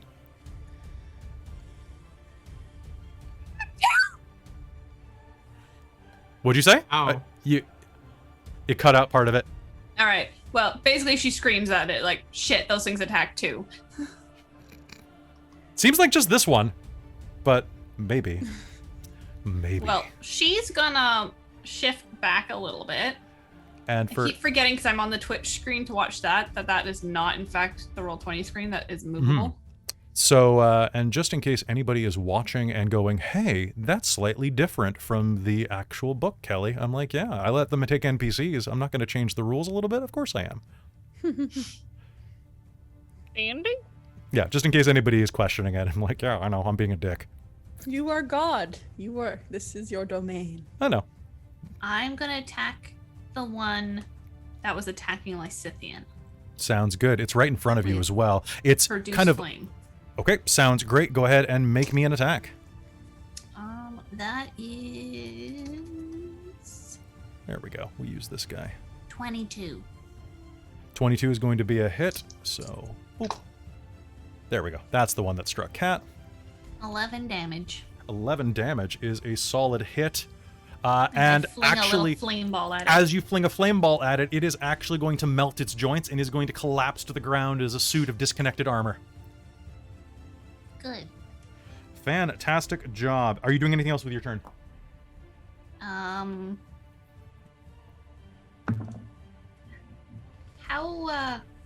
hurt is Lysithian? Not very. I'm actually totally fine. You're totally fine? Okay. Yeah. Um, Because I got hit Katerina points just back got on. chomped. Katerina is getting wrecked. Katerina's the one who needs help. Okay. Katerina So then got, as a like, bonus sneak action- attacked in the kidney somehow. I will cast Healing Word on her. Okay. Sounds good. What do I take for that? Not very much. Hey, anything's better than nothing. 8 points. Hey, that's better than nothing. Okay. And because I refuse to let this guy not be cool sometimes... actually, wait, it's Cat's turn. So, Cat, you are up. All right, so how far away do I have to move from this thing? You have to spend your action moving away. You can spend your action... let me double check. Can you... Generally, it's like you can't move in within 30 feet of them. And I just have to double check. So, conditioned, frightened. You have disadvantage on ability checks and attack rolls while the source of fear is in line of sight, and you cannot willingly move closer to it. Okay. So I'm going to, I guess, go across the room. Okay. You are in line of sight anywhere in the room. Oh, even behind the... Oh, I guess the elevator's The elevator's in down, motion. isn't it? Damn. Okay. Actually, let me Well, roll in that case, so I don't need to move away then. You must spend... You cannot willingly move closer to your source of fear. Okay. But I can still attack it, right? According to the rules, yes, you have disadvantage, though. Okay, that's fine. So I'm going to start with my bonus action of reheating the metal on that suit of armor. The suit of armor in blue? Okay. Yep, the suit of armor in blue. Sounds good. It is going to take 9 points of damage. Okay, it continues to glow red hot. Oh, damn it, it's not down yet. Damn. It is that not. sucks. Okay, and then I'm going to do a, I guess, just an attack on this scarecrow-looking thing. All right, so you have disadvantage. I have disadvantage. So here, let me just give you a roll. What am I using? I'm using a rapier here. Mm-hmm. Oh no. Oh, come on, really? So that's going to be a 9 to hit. A 9 to hit is definitely going to miss as you lash out blindly at this monstrosity in front of you. My other one was a nat 20. Oh, well. I hate it when that happens. I hate it when that happens. And that's it. That's going to be my turn. Okay. All right. So that is going to happen to you there. Now we are at Harwar. Harwar is going to rush across the room. This is... he can make it about here and is going to hurl his both of his knives at Mr. Blue. And both of the knives are going to slam in... Actually, hold on, let me see. Both of them are going to slam into the wall and bounce off because he's really bad at throwing things. He's not bad at hitting things. He's really bad at throwing things. Oh, come on. Okay, well, Vistra, you're up. Okay, how bad does the one that's right beside me look? It looks pretty damaged, but it's still coming at you. I know, I'm just trying to figure out if Vistra's gonna like split up her attacks. Can I do that? Yes, of course. You can split up your attacks and your movement. Cool. You can do one here and then move. Yeah, that's what I was gonna do. Okay. So I'll just, so I'll do that. I'll do the first one at the guy that is right beside me. All right, go ahead. Let's hope you hit. Let's hope I hit. 18. 18 is a miss. Oh no! Oh, actually, pardon me. 18 is a hit. My bad. Okay. My bad. Oh. I thought their armor was 19. That's my bad. Dang, I looked away from the screen for a second. Callie. Oh, I haven't missed in a while. I mean, and that's gonna be 16 points of damage. 16 points of damage. All right. Luckily, you are going to be able to shatter this one with a mighty blow. Sweet. And then after destroying that, she is going to run up to Mr. Scarecrow. Okay. And take her other swing at that bad boy. Sounds good. Go ahead. Oh, that was nice. It was about to be on a 5, but then it rolled to the 15. So then that's gonna be 23 to hit. Sounds fantastic. That's going to hit.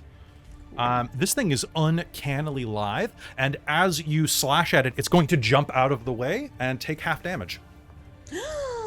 Bitch! Mm-hmm. Yeah. As you are looking at this, getting this close, you can see that beneath the straw as it moves, it looks like it has the stripped down, still dripping bones of some humanoid inside of it. Okay. Let me just have to do quick math here.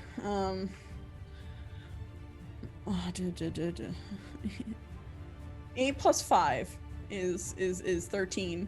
13? So then would be 6 points when it's halved? Right? Yes, it would. Down. Okay, cool. Okay, you slash into it, and this is a non-magical weapon, right? Correct. Oh, nope. There we go. You cut through its midsection, but it's almost like there's nothing there to cut. Okay, cool. All right. Trovis, it is Trovis's turn. What does Trovis do? Trovis is gonna move in and try and finish off the blue boy. Okay. That is on the bottom south wall. Sounds good. Go ahead and make me 2 attacks, please. Yes, sir. Oh, I don't think that one is gonna hit. I'm guessing a 13 doesn't hit. A 13 does not hit. Okay, how about a 17? A 17 does not hit. This is not Trovis's night. It's really not. Grugheim, it is your turn. He's gonna roar and charge that one that tossed his sister down the hole. Sounds good. And do 2 full attacks. Aw, shit. Well, he got a nat 20. Mm-hmm. And a 4. Okay. So nat 20, all right, give me double damage, which feels so good when you're using a D12. Yep. Right. And that is... Let me just pull the sheet up again. Okay, so this is going to be amazing. 25 damage. 25 damage? As he takes one huge swing with the great axe and just Okay. All right, so right down over top. That 25? Yes. Okay. Oh, we got Haley's in the chat. Oh, hey, our artist is in the chat right now. I love Haley's. Hey, Awesome. thank you so much for all your artwork. Also, she's starting on the new art for Shards of Nirn very soon, so that's going to be amazing to see. Because we this time we didn't get the full bodies. We got like the super detailed busts that she does that are so good. Her skin work is, her hair work is so good. Go look at her site and like look at the Merida that she did. Because So good. And like that's check out the Reign of Emery's like session 0 in our videos, because that's her art. That's her Yeah. art. Yeah. And of course, Yeah. Michael's graphic design for the background stuff. Because Michael does an amazing job too. All right, Sorry, so I had to interrupt for that. 'Cause I was that's like, totally "I love fair. Hey, her." I'll always do a shout out. I'll even leave that on the YouTube cut. So, all right. So, Grug, you are Grug rushes forward and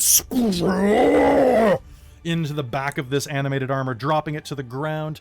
That means the animated armors are out of the fight. It is only the Scarecrow that remains, and we are down to Jarthra. Jarthra, what do you do? Okay, she's going to come in over here, and I'm guessing she's taking the long way around to get to this thing. yeah, because I can't exactly go through the ladies. She's going to make a short sword attack against. Okay. I think you get. Do you get 2 of those with her? I can do a multi-attack, so I'm just gonna multi-attack with my short sword. Okay, well yeah.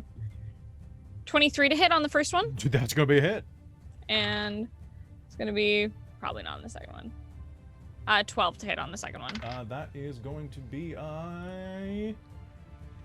it's going to be a hit. Oh fuck yeah, cool. Yep. Its AC is not high. It just has a couple of old abilities from its previous life. However, it's not very It's gonna dexterous because it's be- literally held together. 10 damage total. Oh, and that was done by normal damage. So, one moment. So, that is boop, boop, boop. There we go. She slashes into it twice, cutting deep into its bone and back. But there's just nothing really to slash into. It's made of straw and bones. Lysithian. There's a creature in the corner. It's made of straw. This piece of shit. The Alright. Scarecrow lashes around madly. Going to move forward, just like very tired, just like flip my hand around and shoot a firebolt at it. Sounds good. Go ahead and roll me that firebolt. Did you botch? Uh-huh. Okay, so we are going to play a game, and that is going to be which NPC in front of you do you hit? All right. Oh, is it just the NPCs that are... No, it's going to be the PCs too. So I'm Okay. going to roll a d6, and we'll say 6 is nothing. Okay, Trovis, go ahead and take a firebolt, please. Alright, that's going to be a heckin' 2d10. I'm sorry, Job. All right, 2d10 to Trovis. Okay. Oh, I've never been so happy to roll so low. It's only 5 damage. Oh! Trovis starts trying to put his Sorry. cloak out. All right, the animated armor is down. Are you doing anything else with your action? No, that's it. Okay, so this one, the Scarecrow is going to snarl and is going to lash out at Vistra. Vistra, that is a 21. That will hit. And then Jathra, that is a definitely up there. All right, so Vistra, you are going to take 1, 2, 3, 4. Boop, boop, boop. You are going to take 7 points of slashing damage, Cool. and Jathra is going to take 7 points of slashing damage. However, I need both of you to make me wisdom saves. Okay. Okay. All right, that's gonna be a total of Ooh, plus her Vistra. wisdom. That's gonna be 17. 17? 17 saves. All right, so both of you are not afraid. Now, normally this fear would only last until the end of its turn right now, but Katerina, you botched your save, so you're going to be afraid of it until it's dead, or until you're out of its sight. Sounds good. All right, so that is its action. It is going to... It has 2 claw attacks. And... yeah, that's going to be what it do. Yeah, it's really all it can do. So, top of the initiative with Callie. Callie, what are you doing? Callie is gonna toss another mote of fire, I think. Okay, and what's your range on that? I'm pretty sure that's 60 foot. Okay, so you just will step forward a little and do that. Go ahead and make me an attack. Alrighty. Well, I rolled a 19. That's going to be a definite hit, so roll me damage. So I'll move forward. Yeah. Okay, that is 12. 12 points of damage. Your fire is going to lash across the room and slam into it. It's going to start becoming engulfed in flame as the straw begins to be eaten up. It makes this horrible noise deep in the bowels of its stuffing that... And he is going to take a absolute ton of damage as it is caught on fire. I gotta quit doing that noise in combat. All right. Katerina, you are right next to this creature. Callie, are you doing anything else with the rest of your action? I don't think so, no. There's not Okay. much I can do on bonus or... All right, this thing is engulfed in flames. It is right next to you, Katerina. It is your turn. What do you do? She's gonna make 2 attacks on it, sword Okay. and a dagger attack. Okay, disadvantage, disadvantage. So I'm gonna roll them separately here. Okay, wow, the first one's a botch. Okay, The rapier is a botch. sounds good. And the dagger, oh my god, exact same as my first one, a 5 and a nat 20. Okay, so what I'd like you to do is we're gonna do lucky unlucky with you, okay, buddy? Okay, hit it. Okay, so I'm gonna roll a dice right now, and high or low? Let's go high. What is lucky? High is lucky for you? Yeah, let's go high. Sounds good. Okay, so in that case, go ahead and stab Vistra. Ow. Oh, thank God. Oh wait, no, but I have a crazy dex mod. Oh, it's only 7 damage though. Okay, so you stab forward with your first blow, and its rickety hand is going to slap your blade away. It's going to plunge into the side of Vistra's thigh for 7 points of damage. And you pull out and slash again, but it dodges out of the way. Sorry. Okay, are you doing anything else with your bonus action? No, that's it. Okay. Ooh, wait, I can do that? Hold on. I don't like the way that sounds. No, that was terrifying. Oh, dude, No. that's It's always bad when the DM realizes something. Yeah, To be especially with, fair, like, it is a green- horror game, really, so we should be getting wrecked. Oh yeah. Yeah, it's true. Harwar is going to step forward. I'm not useless, you worthless piece of shit! And, He's gonna stab me, isn't he? no, he is going to raise his hand and clutch his dark glove, and the creature is going to take 8 points of radiant damage as a sacred flame erupts around it, and actually he's going to burn it to ash. Fuck yeah, dude! This is the force. Basically. Did he turn into a cleric? He has some leftover spells from his previous. No, you don't need to know. You don't need to know. Those are mine, dragon dude. He says, and kind of pushes past Trovis and picks up his daggers. Bless. Yeah, take them. Sorry. All right, that is the end of combat. All right, Callie's gonna turn and look at the other things, training down enemies, and throw a produce flame at least one of them. Okay, they will. Fair. They will burn up. It seems like it was just the one of them. Okay, well she's gonna make sure of them all Okay, they will all burn. because that one seemed relatively smart and hid. So, yeah, she's just gonna deal with them all. Cause fuck fuck that shit.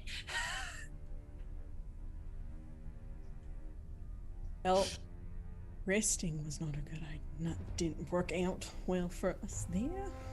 Katerina's gonna run to the edge of the elevator shaft and You see a torn, twisted corpse at the bottom of a small room. The elevator is coming back up. Ellie's gonna kind of walk up to beside Time and just be like, she sobs a little bit. She died a warrior. She did.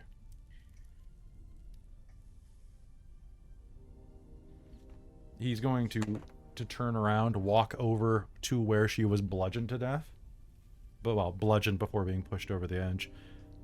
He's going to reach down to the ground and swipe up some of the blood. And is going to draw a stripe down from his scalp all the way to the bottom of his chin. Ooh. We're gonna wreck them. I'm going to kill every last one of these motherfuckers. Let's do it. All right. The elevator is on its way back up. It should be here in about another 10 seconds. We should get moving. I'm gonna throw a healing word at Vistra. Sounds good. Oh, thank you. Because I heard her, and that's not nice. I like you, Katerina.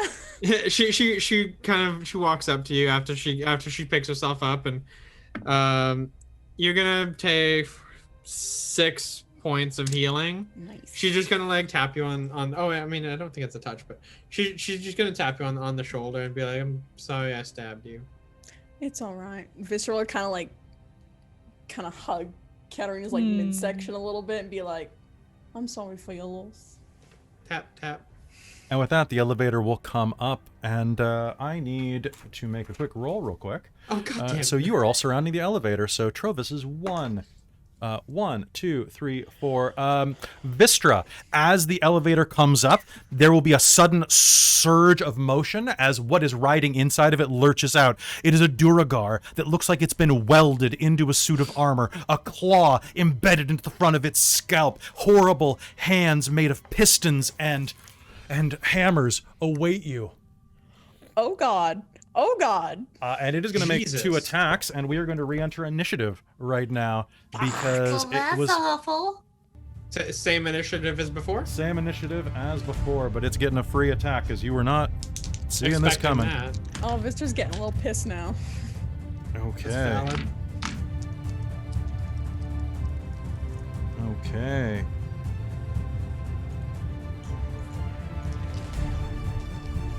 Okay, so that's going to be make 2 attacks, one with its claw and one with its hammer. Okay, Vistra, that is 1 hit. And that is 2 hits, Vistra. Ow! It is going to lurch forward and is going to slam you in the back of the spine with its claw, or with its hammer. You are, holy shit, you are going to take 14 points of bludgeoning damage from that. Ow. And the claw is going to deal you 7 points of, I'm going to say piercing damage. It says bludgeoning damage, but that doesn't make sense for a big metal claw. For claw, yeah. It is going to lurch forward and slam into you, and I'm going to just slot it into the initiative with a nat 20. That's rude. Fuck. Okay, so that means it is going to act at... Okay, right there. All right, Callie, you are up. It is the new initiative. Well, the new round. What do you do? Okay. This thing lunges out. I am going to fling another produce flame, I think. Sounds good. Now, here is the deal. I'm going to tell you something that you can do. You may attack the suit or the Duragar within. Attacking the Duragar is attacking the squishy center. And you will deal more damage, probably. Might have other things to do, but you can target them separately. And you... This is kind of written kind of weird, so I'm just going to tell you in advance that you can target one of the 2 of them. Okay. You'll have disadvantage to target the Duragar, but...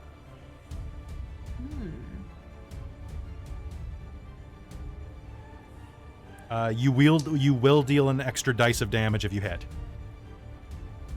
Sure. I'm gonna attempt hitting the Durgar then with this produce flame cantrip. Sounds good. So roll me an attack. Okay, dokie. You have disadvantage. Yep. Okay. I rolled 2 dice, so my bonus is 7. So that ends up being 22 regardless. Okay, that is going to be hit. Roll me your damage. 19 and a 15. So your damage dice is going to be whatever you normally roll plus 1d10. Oh, well then. Nice. Okay, and Oh shit! Max damage. oh, beautiful. All right. So how much? So that's 26. Ooh, that is fantastic. That's a wonderful hit. It is going to respond by using its ability Engine of Pain, which means it is going to lash out at Vistra again with another multi-attack. I was going to say also, before I got checked, I was going to back up. That sounds good. Vistra, what's your armor class? 16. 16. Okay. Cool. All right. That first hit is going to deal you an additional 10 points of bludgeoning damage. Ow. And the next one's going to deal you 5 points of piercing damage as it goes again. Slamming into you. All right. And now it is going to be Katerina's turn. Okay, so question. If you can target them separately, how would a spell like Heat Metal work? Heat Metal,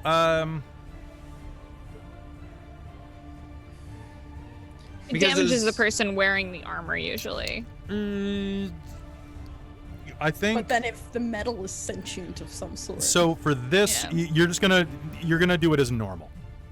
Okay, so just like it's attacking just a regular. Well, okay. You know what? Since you've seen what this ability does, and it's not going to be a mystery anymore, I'm just going to read this to you and show you how vague this ability is. Okay? Because I'd love your opinion. Once per turn, a creature that attacks the Hammerer, that is the creature, can target the Durgar trapped in it. The attack has disadvantage. On a hit, you deal an extra D10 damage to the Hammerer, which I can roll, but I'm just rolling it or letting you roll it for fun. And the Hammerer can respond by using its multi-attack with its reaction. So it only gets to re-attack once, but it seems like the way it's written is kind of vague whether or not it can be targeted more than once per turn. I'm going to say Heat Metal is just going to apply to it as a creature, not as a hermit crab inside of a shell. Okay, cool. So go ahead and do Heat Metal as normal. And this is a con save. Okay, my con is I got a 12, so I don't believe that's a success. You failed. I lost one of my d8s in my skirt, but okay, I have more. That's what you get for having that puppy of a skirt. All right, so she's just gonna look at this thing and be like, "It's time for you. It's time for you to burn, baby." And she is going to deal it 5, 6, 7, 8, 9, 10, 11, 12, 13, 14 points of damage. All right, it is going to roar in pain and is actually going to burn alive inside of its armor as it stumbles forward to take one final swing at Vistra. Oh no! Fuck off! And it's actually going to just lunge forward and miss you with its last swipe as it collapses to the ground dead onto the floor. Ow! Holy crap, that did so much damage. And I think Katerina's probably just gonna get into the elevator and be like, "It's time. It's time to go." This was like bleeding like profusely at this point, being like, "What the fuck was this?" Yeah, let's go. And I'll just pat Vistra on the back and get into the elevator. Ew! All right. Katerina will give you a cure wounds. Oh, thank you. Because damn. I just wailed on me. I wasn't roll your even cure wounds, please. 6, 7, 8, 9, 10, 11, 12, 13, 14, 15. Oh, thank you. Okay. Fuck. And are you going up or waiting for the elevator to come back down? I guess we have to wait to come back. Down, then I guess. Okay. So it'll take 2 minutes for it to re-emerge down. And as you wait for the elevator to return. Vistra's gonna stand back this time when it comes back down. You wait. And as you do, you look down at that crumbled Xardorok, the monstrous entity that welded into its own armor. Trovis will take a nice long look at it, look back at you. And then it's Jarthra who says it, actually.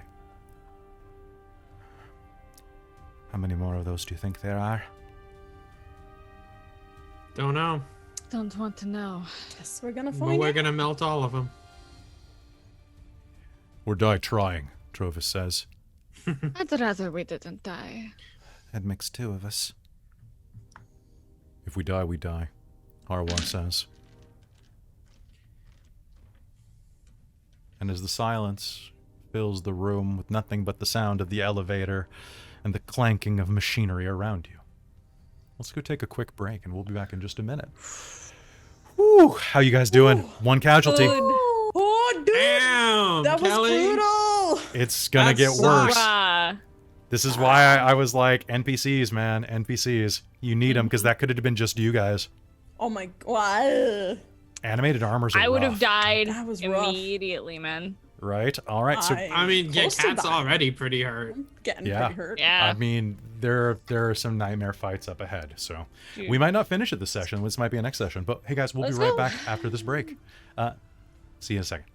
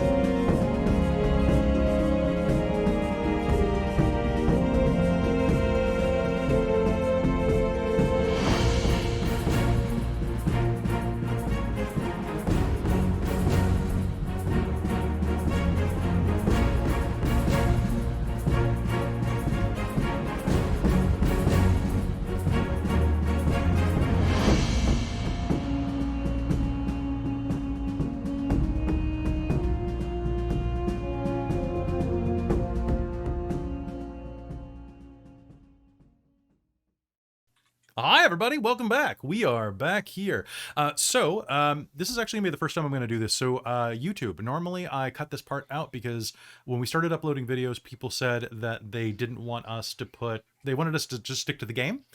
So what we always do is after our break, we come back and we talk with Twitch and kind of just chat for about 5-10 minutes to like decompress in the middle of the episode. Then we get back to work.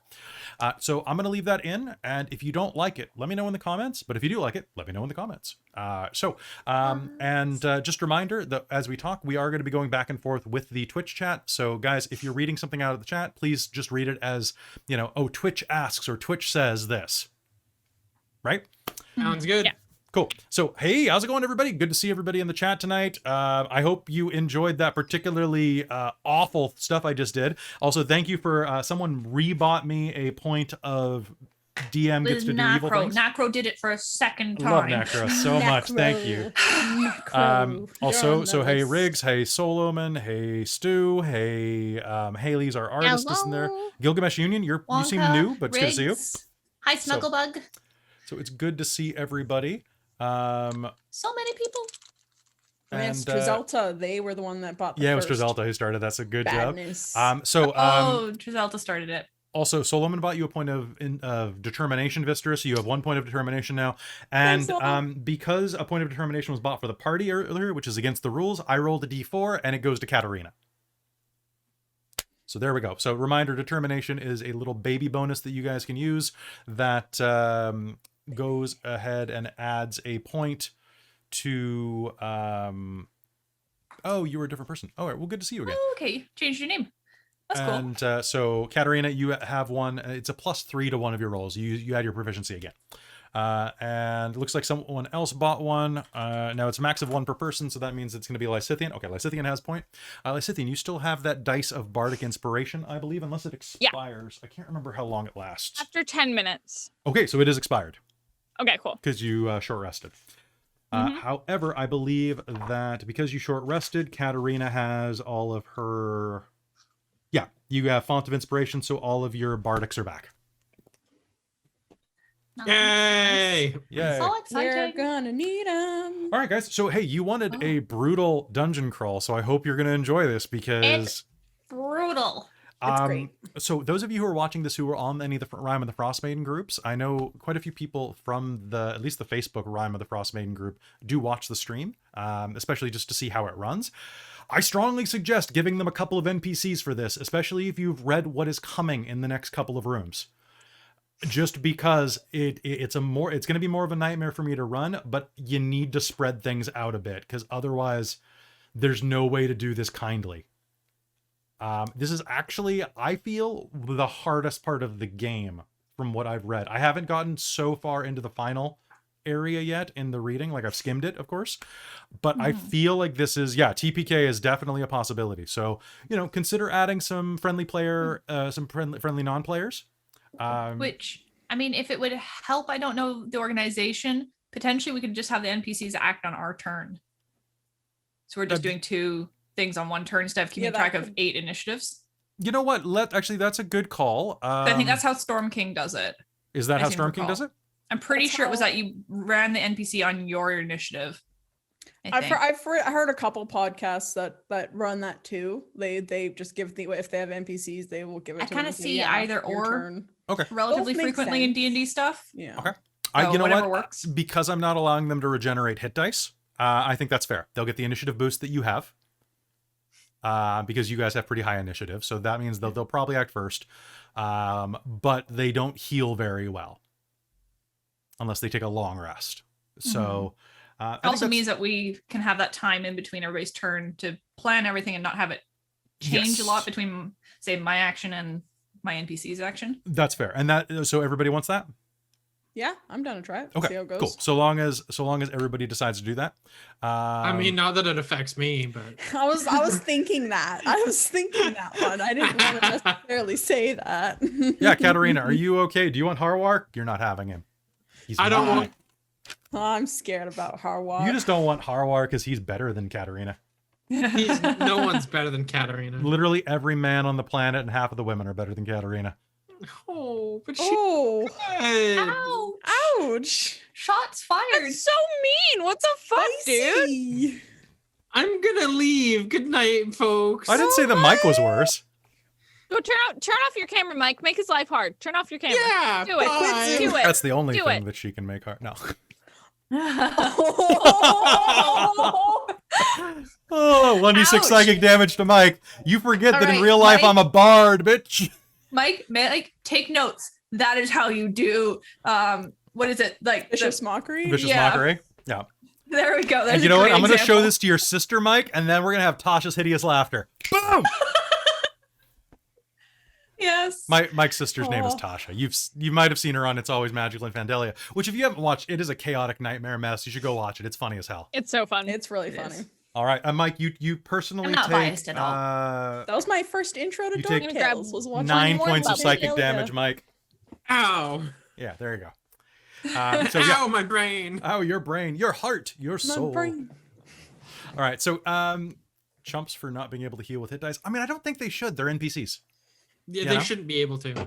Like, I think long rest is fine, but like short rest, like they are there to help you deal more damage, but they're also there to drain your healing spells. It's a double-edged sword. Yeah. So You will note Callie has not used many of her spells. yes.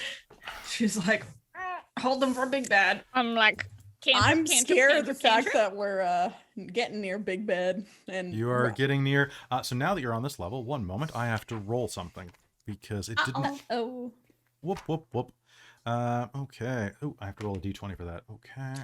Whoop. I have to remember I have my danger sense, but not. Okay. So that is what's happening. Okay. So that is. That sounds fun. I just need to tag something real quick. That sounds damn ominous. Right? That Is what it sounds like. That sounds so ominous. I'm going to eat an enema bar. All right. An enamel bar. Do it. That sounds delicious. That really does. Okay, so my notes for tonight are thing that I can't read you, music that was used, no potions, dead. What was her name? Kive? Doesn't matter. There's no tombstone. Oh. Wow, fuck See, you. had I done enough damage to so Mike, unfortunately, she didn't. Oh, I guess she technically did take enough damage with your heat metal. Basically, what my other option besides shoving her was, I was just gonna grab her from behind and melt her skull. I mean, that would have been pretty cool. That would have been dope. But the elevator shaft had the shock factor to it. Yeah. It did, and there's no rescuing from that. So No. Yeah, exactly. Like she's toast. she's toast. Like I can theoretically roll, what is that? 120 feet. That's 12d6 damage. Well, I rolled 11, so she's almost dead on the first like floor that she falls. All right, so guys, anything else that you want to do before we go back? I think I'm good. All right, everybody, We're ready to go. take a drink, I'm good. refill your water. I have a full water bottle and I have a soda. So All I right. So I normally got a we're soda. chattier than this, but I think we're still kind of in combat fatigue. yeah. It's true, yeah. And that's going to be this game, guys. It's going to be a long fight. So sorry about that. Well, I grabbed some sugar. Cool. And Rami, Yeah. after game, I want to talk to you about the future. Well, and I already shouted out Mike and Amy, so Oh, is Amy in the chat? she was technically, but Okay. I still just use the shout out command because Thank All you. right. Oh, hey, Tusker. she's one of All our right. regular mods and players. So It's true, and one of our regular players, and it's going to be so good to play on Wednesday. So, last thing, guys, if you watch Rime of the Frostmaiden and you like the kind of content that we do, and more than just you like seeing the module run, check out our other stream, Shards of Nirn. It's our other D&D game right now. We have another one coming out next Friday called the Reign of Emeries, which is going to be a weekly game, brand new. Might be a little bit easier to enter on that one. But Shards of Nirn is kind of like our big epic homebrew, and I'd love to see more people watching that one because it's been going as long as the channel's been going, and you really get to see us like evolve as you watch. And if you don't feel like going back to the beginning, there's a recap every season, so you get most of the details. go And you back can- to the beginning. Go back to the beginning. We've had people going back to the beginning and like being like, I just got some comments on the Dome of Count Mount Doom Von Doom. Oh, really? Yeah, That was such a good episode. the Dome Like, of that's why Count I Mount say, Doom like, Von Doom. Go back to the beginning. Like honestly, just take a chance and try it out. And like our quality's not the greatest, son, because we were starting out and we didn't necessarily And know we didn't have any money, so we didn't know our equipment. We didn't know how to set up in a way that best worked for us. But the content is just so It's fun. It's a lot of fun. good. Like it's so fun and very unique and interesting and just cool ideas. Like I'm not saying that any of the new stuff isn't, but you kind of have to build to it Yeah, and you're see not where going to we get. started from, I think. There's a reason that everybody who saw episode, what was that, 314, the end of the Azabek arc, people freaked out. I love showing people the chat response on that because the chat just explodes. But not just the chat. The characters are all like, Yeah. It was so good. And if you go back to the beginning of Shards, you get to see me learning 5e for the very first time. And you get to see my first experience with and you get to see me stumble my way through switching over from Pathfinder to 5e for like 2 years. And I still have trouble with it. We still see that. It's hard, dude. Like Pathfinder like drills into your brain like you're one of these Durgar hammerers. And it's just you're just like, no, you get a flanking bonus because no. Because it takes so long to learn the damn mechanics, and then you're like, no, I just want to do light, fluffy role-playing with some dice.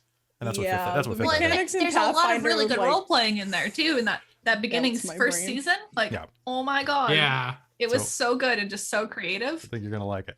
Anyway, let's go ahead and hop back into play right here. I've moved you guys into the new map. So, whoop. Quick question. Quick answer. 22. Okay, cool. But what was the quick question? I was just curious. So the hammer on the metal, it was like welded to the. It was welded to his arm. Interesting. Cool. Yes. Cool. Do you want to see the picture again? Yes. Okay, hold on. Let me flip back to it because it is a grotesque picture.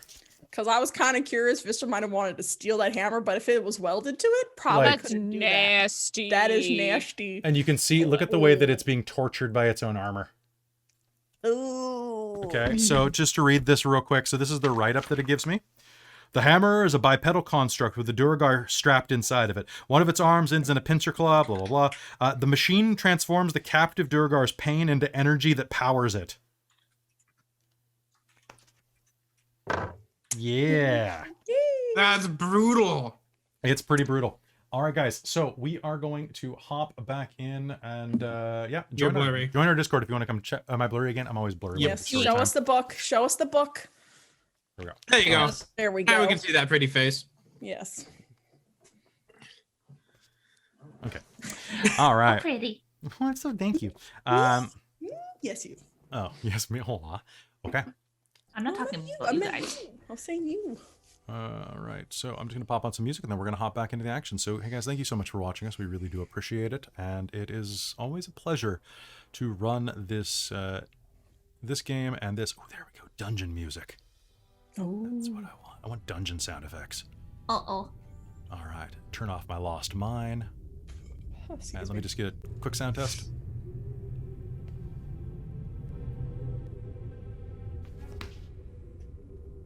All right, and ready? Do it. 3, 2, 1. The elevator's tight with all of you in it. However, 9 would have been too much, but the 8 of you make it easily down the shaft. It takes a full minute before you rumble down to the bottom. And there, a scant 5 feet from the elevator's base, is the crumpled corpse of Kivea, lying in a pool of her own blood. If the fall didn't kill her, the hammerer that was waiting in this room certainly did. Now, the room that you find yourself in is, of course, the elevator shaft terminates here. A large stone wheel next to the iron cage turns constantly. West of the wheel is a door on the north wall. This room Does the wheel look jammable? Yes, actually, it probably does. Cool. Can I try and shove Callie's climbing axe that she gave me in there? Yes, you may. Cool. In such a way that we can get it back out again. Yeah. No, she wants to, like, try and basically wedge it so it doesn't move. You can make me a sleight of hand roll. Okay, sure. Let's try that bad boy out. Ooh, that's a 9. A 9. Okay. Yeah, Vistra's not all right, good. so you are going to jam it in. It is going to crunch, and is going to eat the axe. It's going to just dissolve into its component parts. Sorry, Callie. I'll buy you a new one. I was just trying to make sure that we'd have a way to escape, not have to wait like a minute or if we're trying to run away. Callie's gonna look around. Is there anything in the room that we could use for that? Like a torch on the wall or something? There are no torches on the wall. The only light inside of this room is anyone recasting their light spell? Yes. I will cast light. Yes. Just like on my fingertips. Okay, sounds good. So the only light is going to be Grug's torch that he picked up off the floor of the room upstairs. Has it been an hour? No. Okay, then my light is still active on my sword. Can I try a sleight of hand roll for that with one of my dark vision's still up too. With one of your what? Because I have a climbing axe as well. You may try. I'm gonna try. Here we go. Got this. Hey, that's gonna be 18, 19, 20, 21, 22. Okay. It lodges in, and it sticks for a minute. You're not sure if it's going to be enough to hold it long term, but for a few minutes it'll probably hold. You see the wheel kind of grinding against the place where it presses into the wall and down beneath. This wheel is very, very massive. This map kind of shows that basically it is this entire length right here. That 15 feet. Like, it is a tremendous wheel. Okay, yeah. The maps aren't perfect, guys. I had to basically screen cap them out of my PDF of the book and then reconstruct them in Photoshop. Yeah, it is because what it is. I don't know why they didn't make the map pack purchasable. Yeah. Because I would have bought it same day for an extra $30 or $40. That's funny. Really I heard that map that... pat instead of map I pack. know. I would have bought map pat for D&D 30 or Beyond, $40. I'm curious, if you buy it on D&D Beyond, like buy the module on there, would you get any of the You might get them in high res. resources? I'll have to ask. So anybody who knows, leave me a comment. Because then I'll I look might... into it after game. Please do, because I might buy the next one. one. Because I know that we're going to be running whatever comes out in September and also Candlekeep, so I might just do that instead. I'll probably buy both, to be honest, but because I love me some I'll books. take a look. Yeah, please do. Yeah, I mean, how else are you gonna tag it with all the colored like highlight tags and stuff? Exactly, right? And so, like... That's the best part.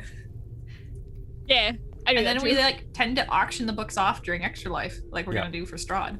We might do that at the end of this, too. You never know. All right. With all the tags still there. Kivea's body rests on the floor, stone cold. You can see that her once handsome face has been shattered, and bits of gray and pink line the floor under her skull.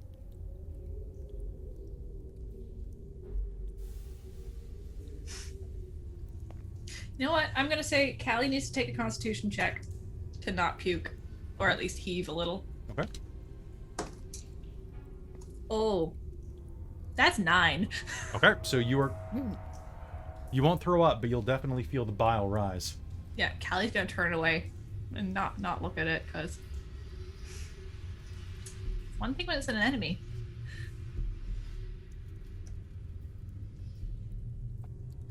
Katerina's just gonna like look away and like move past. Okay. Do you open the door to the north? Yep. Okay, just one moment, please. Yep, she does, because she's like, you know what? I'm done with that. That's not happening.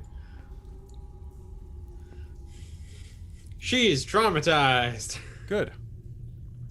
Better traumatized than dramatized. Hey. Is that a separate room? I had to cover up a lot of numbers, so pardon me while I just double check that real quick.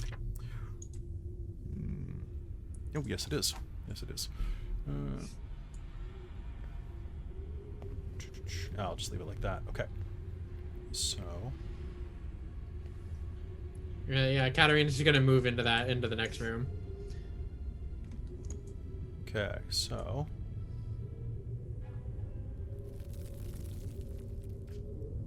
There we go. Pardon the big number on the floor that I couldn't completely cover. Like I said, working with what I got. Oh, stop it. There we go. So, the rest of the rooms are much prettier than this, I guarantee. All right. Katerina, as you open the door, you find yourself in a room with loud mechanical noises that seem to... I hate it when you're obviously coming from one direction and they give you the sounds of stuff to hear the room you're coming through, which is the only way in.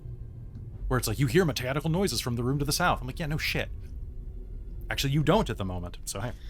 Standing in the middle of the room, facing the double door to the north, is a 7-foot-tall statue of a female Duragar in a scale mail robe. The top of its head above the eyes has been sheared off, making space for a stone brazier that gives off a flickering flame. Chained to the statue's pedestal is an emaciated, malformed creature with rubbery purple-gray flesh, a bulbous head, a metal plate bolted to it, and sinister eyes. As it rears back against the chains and looks up at you, you will see the tendrils of its mouth flicker slightly.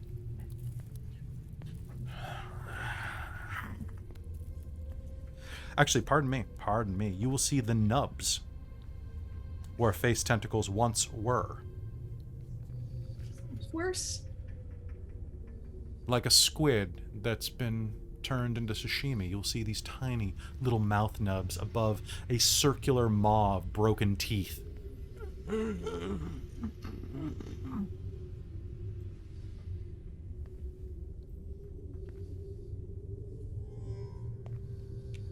And as you look up at it, it will look at you and kind of shrink away.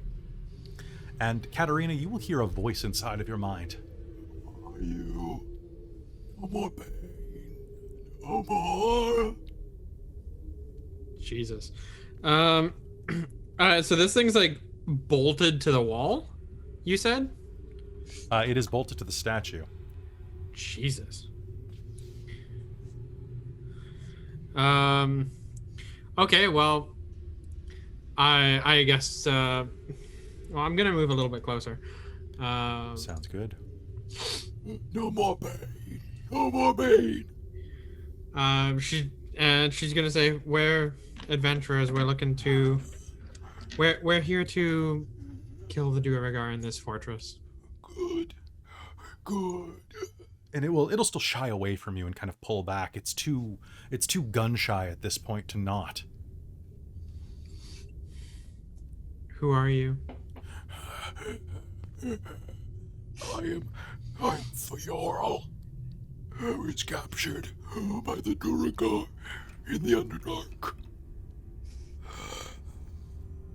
Brought to this profane temple. And at this point, the rest of you who are moving through are going to be able to see this horrid creature.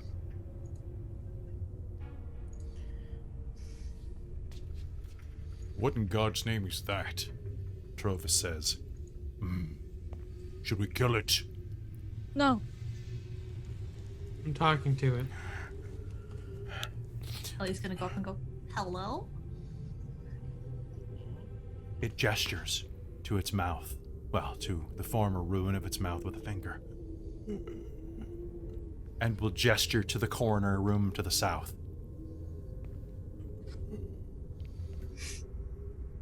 And, Callie, you're going to hear a voice inside of your head, this horrible, wretched voice.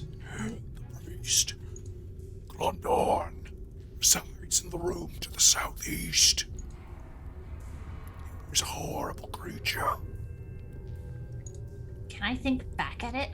It is reading your mind right now, so yes. Okay, so Callie's gonna like really focus because she's not sure how this works, but she's gonna think really hard at it. Like, if we let you go, will you attack the Duergar too? Not. No? They took from me all that I have. And with trembling clawed fingers, it will scratch alongside of the metal plate on its head. Took brains. The Duergar, they cut it from me, all that I am. Callie's gonna think really hard at it. Like, how are you still talking? This is all I may do now. Do you want us to just end it? So, let me just double check one thing. So this is only heard by Callie's mind at the moment. Oh, sorry. But you are going to get the sense of it as it is kind of clawing at itself and looking as pathetic as anything you have ever seen. And just Callie's reaction is going to give you the sense that something awful is going through her mind. Also, hello, Raid. Good to see you. Ooh, Callie's gonna kind of think really hard at it. Is like, what do you want? Do you want to end? Can we help? We'll...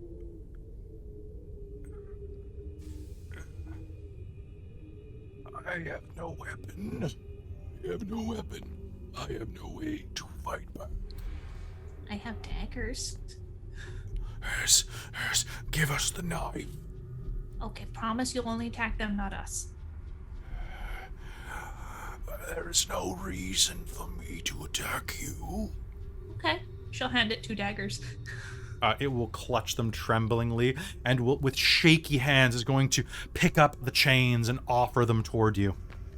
Okay. 1 second. Do I have anything that will help with that? I can help, Grug says. Oh, sweet. Can you break this? Vistra. It says it does not like the Durgar at all. Vistra, Yes. grab one side. Sweet. All right, strength checks. Nice. All right, that's going to be a 24 for him. That's gonna be a 25 for Vistra. Perfect. It's almost like you're a player character. It's almost like I'm a player character. Okay, Vistra so just kind of wants to show off a little bit. Wrapping your hands around the chains, you will, with surprising quietness, just both pull on the chains as the links begin to and fall to the ground. Allie's gonna kind of also whisper quietly to the others. There's a priest in there. So we should kill it. A priest? A voice will flare inside of Lysithian's mind. Priest, to the deep Duera, the Dugar, god of conquest, the psionics. Xardorok comes you to draw strength from it. Good to know. I'm going to go close to the door, and I'm going to... With detect thoughts, I've got to double check this. I have to be able to see the person, yeah? I don't think you can do it through stone. I think a foot of stone blocks it. Okay, I wasn't sure if it was a foot of stone. Okay. I believe it is, but look it up real quick if you don't mind. Yeah, I'm just gonna double check. Yeah, because I thought we've dealt with this before. Yeah, We it's have, just but been a hot minute It's since been about I... a month, so, you know, it happens. Yeah, because I thought it like went through like a wooden door. Yeah. Hang on, I'm just gonna double check. I think it's the thickness that does it. One creature that you could see within 30 feet of you. There we go. Okay, cool. Well, then I will note that when we do end up seeing it, I am gonna use detect thoughts to like just keep an eye on whatever the fuck it's planning to do. Like I'm gonna be keeping on top of that. The Lithid, now that you have freed it, is going to quickly back away to the furthest corner. Is he good, guys? Callie's gonna whisper very quietly that it really doesn't like the Dorgar. Okay. I wouldn't like them either if it did that to me. Yeah. Horwar says. So I think it's more concerned with A, protecting itself, and B, getting back at them, because they literally apparently took its brain. This is all that's left of it. It's kind of a shell. Does it want us to kill it, or? I offered. It doesn't want that. No, I think most things want to live. I know, but it took its brain. I feel like I'd be dead without my brain, so Yes, but if you could still talk, even without a brain... Every creature is built differently. You would probably want revenge, wouldn't you? For clarification, in case anybody's asking out of character, they just literally dug the part of the brain out that does psionics. That's even worse. I know, but Callie said that they took out its brain to Vistra, so Vistra thinks it doesn't have a brain. Then I'm just backing up. I'm just going to hang out. Oh, and Callie's gonna, no worries, I know. You sit your ass down, Kelly. I am not running game without sitting down, Lysithian. What? I love running when I'm standing. I do way better. Do you? I wish I had one of those sit-stand desks. No, I love my stand. I miss my standing desk so much. I don't like standing. It takes energy. I do better running when I'm running a LARP, but a tabletop game, I have too many books. All right.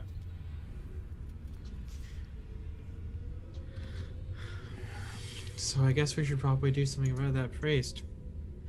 Yes, we be careful. As soon as I will go in last, but I can detect his thoughts. I can listen to whatever they are thinking. Why don't you just throw a fireball into the room when we open the door? Warwar says. That is a lot of magic, and I want to save my larger spells and my larger stores of magic for Xardorok. If I can keep on top of what they are thinking, I can give us a heads up to what might be coming. Nice. Callie's gonna have a look at the statue. Does it appear to have anything like magical about it or important? The statue? Looking at the statue. Something they had the lithid chain to it. Looking at this, you can see. You can make me a religion check. Sure.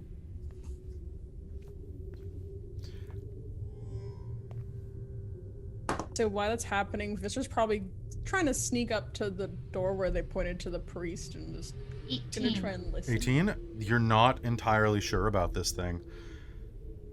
But you said it had like a brazier in it? Yeah, basically the top of its skull is cleaved off with a burning brazier inside of it. That's something about a destructive mind.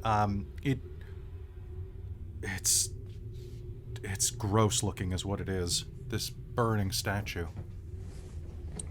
How big around is this like head of the statue? The head of the statue is Like diameter wise. The statue is 7 feet tall of a 7 foot tall dwarf. So I'm going to say that it's 10 feet around at the base. Okay, but the head itself, like the brazier part, is probably... The head itself is probably about twice the size of a normal head. So probably about the size of a basketball. Okay. Maybe a bit larger than that, but not outside of reason. It looks like the brazier might be able to be put out. That's what I was wanting to do. Oh! Druidcraft, you instantly light or snuff out a candle, torch, or small campfire. Does this count as like a small campfire sort of size? Yeah, it is definitely the size of a small campfire. I druidcraft it. The room is plunged into darkness. The ellithid... Except for like the various light sources that we have. Curls against the wall. What do you do? Alright, let's go deal with that dick. Now Gonna go up to the door. Yeah, listen, take a listen. Mm-hmm. Yeah, I'd like to listen at the door. You do not hear my dog barking in the background. Oh. You just open the door, it's just Charlie. They said the devil would take a pleasing form. It's true. I couldn't kill that. All right. All right, listening at the door. I'm just going to go ahead and pop it. So, okay. Listening at the door, you will hear... make me a perception roll. Natural 20, BB. That's going to Unnatural be a perception. That's going to be 18, 19, 20. 22. 22? Nice. Okay. I rolled my big boy. Okay. So, with a 20 through a stone door, you will hear just kind of a little bit of shuffling. It sounds like there might be someone in the room. That's about all you can really tell. It doesn't seem like there's many people in the room, though. Probably just the one. Okay.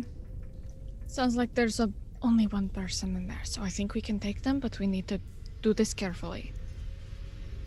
Make sure you don't get in a line. We do this carefully and quickly. Stabby, stabby. Sorry, my dog keeps We barking. need to make sure he can't scream. Quickly, all at once, we surprise him. Mm-hmm. Okay. All right, so how are you ordering yourselves? I didn't try and like tickle him and like kind of hold his mouth shut. Oh. I think close range fighters go in first, and you just hit them, and then those of us who are long range with magic, we do that. That sounds good? Yeah. I think Brugheim's gonna be like, I'll go first. Okay. Grug and Vistra, probably. You go together, tackle. Okay. I'll Sounds like up. there's some dire wolves outside. We might want to get moving. Yep, sorry. No, you're fine. He's barking at something. I don't know. Working it in. Poor Yeah, boy. I appreciate it. Protecting the neighborhood. I'll go in melee just because I don't want to use too many of my spells. I don't have as many as you. Fair. All right. Okay. So, can I get an initiative roll off everybody? Let's do it! I'm gonna roll. All right, Harvey. Why are you rolling like dicks? That's going to be a 7. But I am magic user, so that's okay. But I'm gonna be staying kind of to the back of the group. Just cause squishy. Okay. 23. So anybody beat 23? Okay. Vistra, what'd you get? A 16. And what'd you get, Kat? Dirty 20. Okay. So Vistra's not first through the door. No, Grug is. Yep.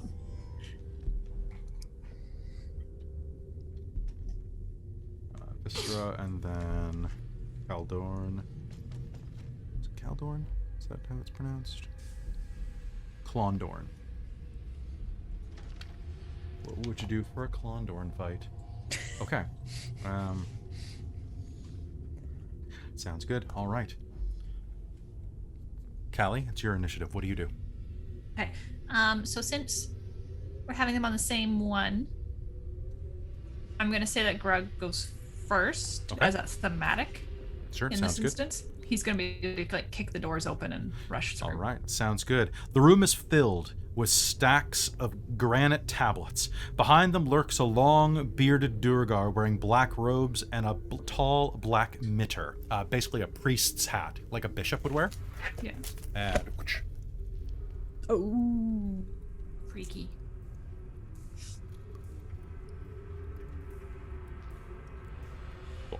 all right, so Grug kicks the doors open and rushes in. Yep. All and right. I think if he sees that, he's just gonna run up and All right, as long go as ahead. there's no like scream of protest of no, I'm on her side. No, he's just going to turn around and And I think he'll attack. Okay, go ahead and make me an attack roll. Okay. So 1 second, I have to pull up the sheet again. What did he add? 6. So that's a dirty 20 and a 22. Those are both hits. Okay.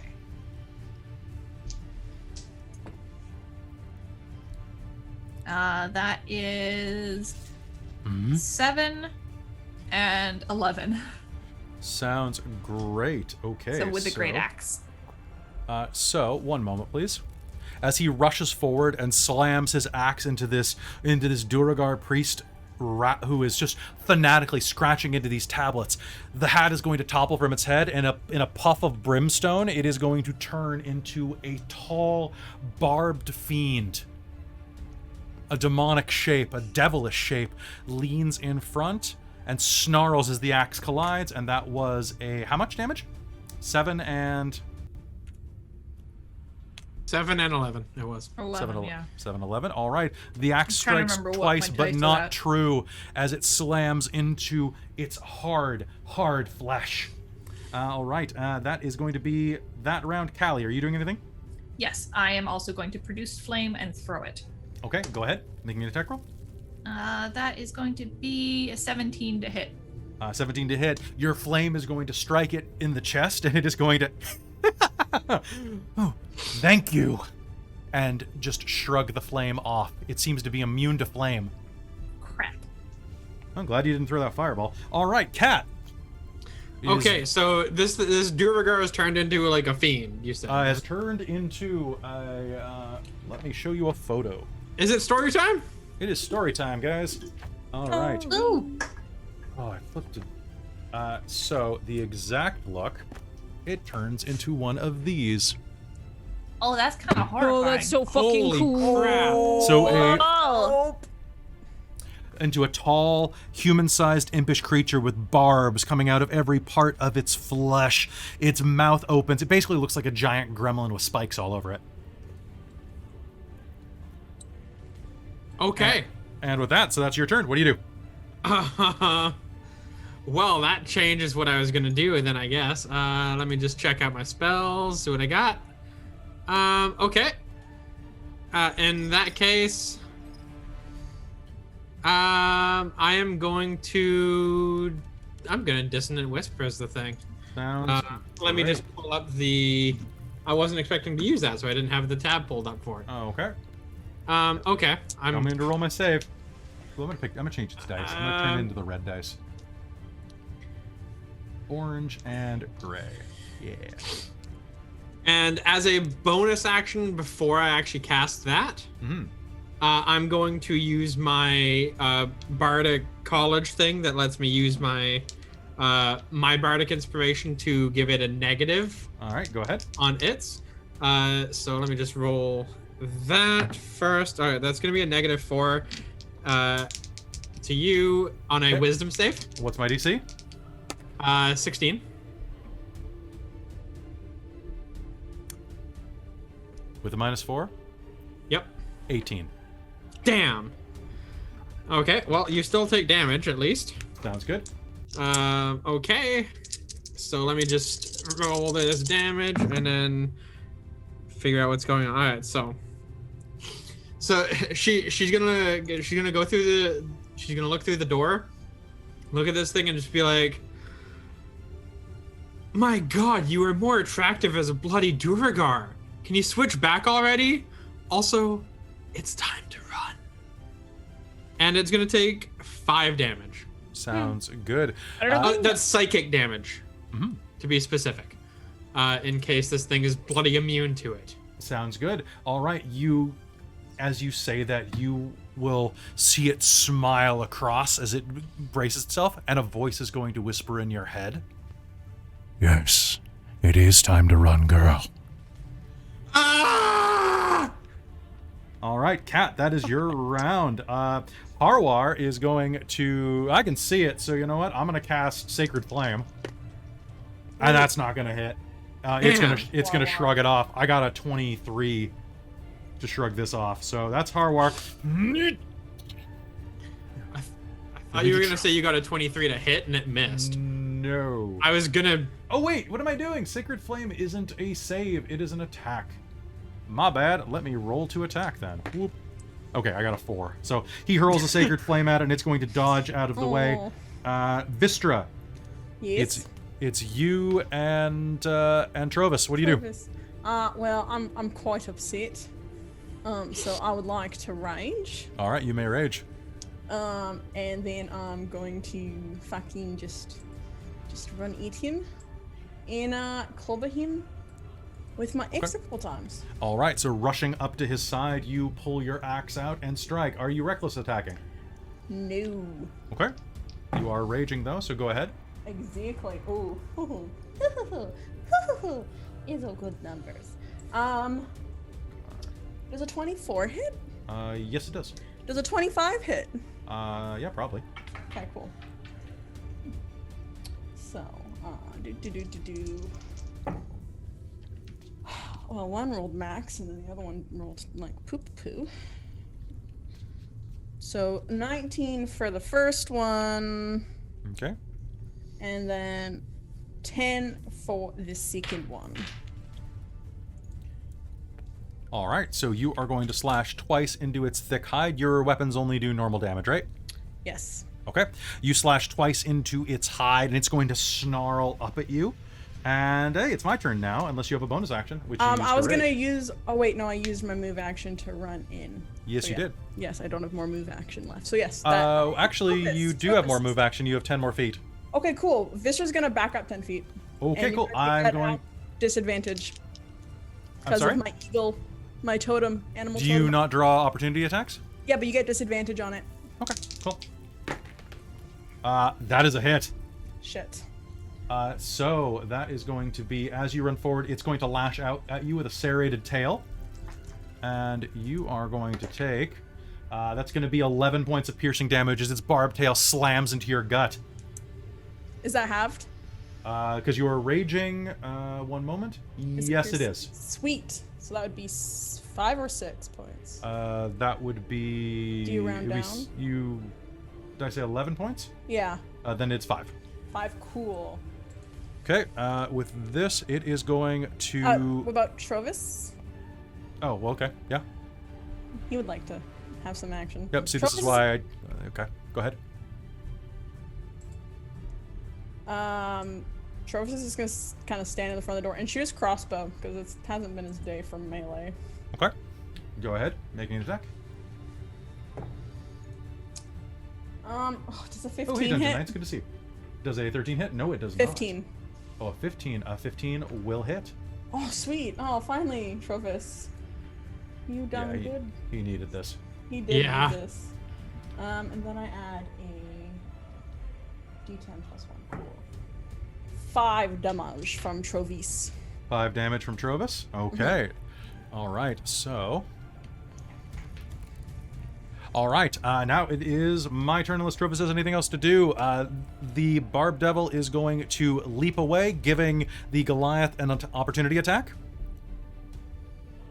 Okay. That die.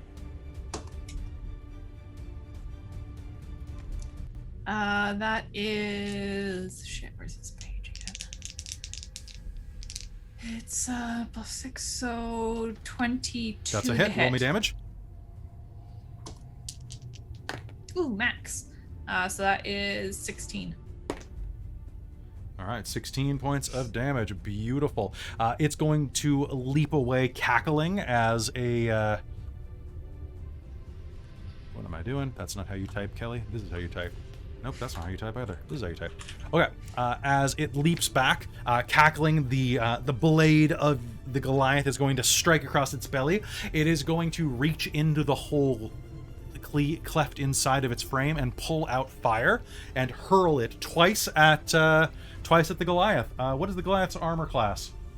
1 sec. 12. 12. Okay, 1 sec, please. Hide armor only.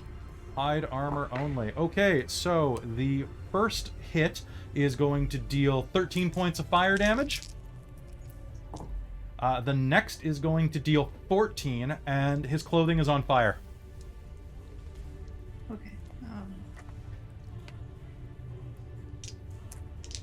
So 13 and 14, 27 points of fire damage. Okay. Yeah, well, I just had to put them all down, so...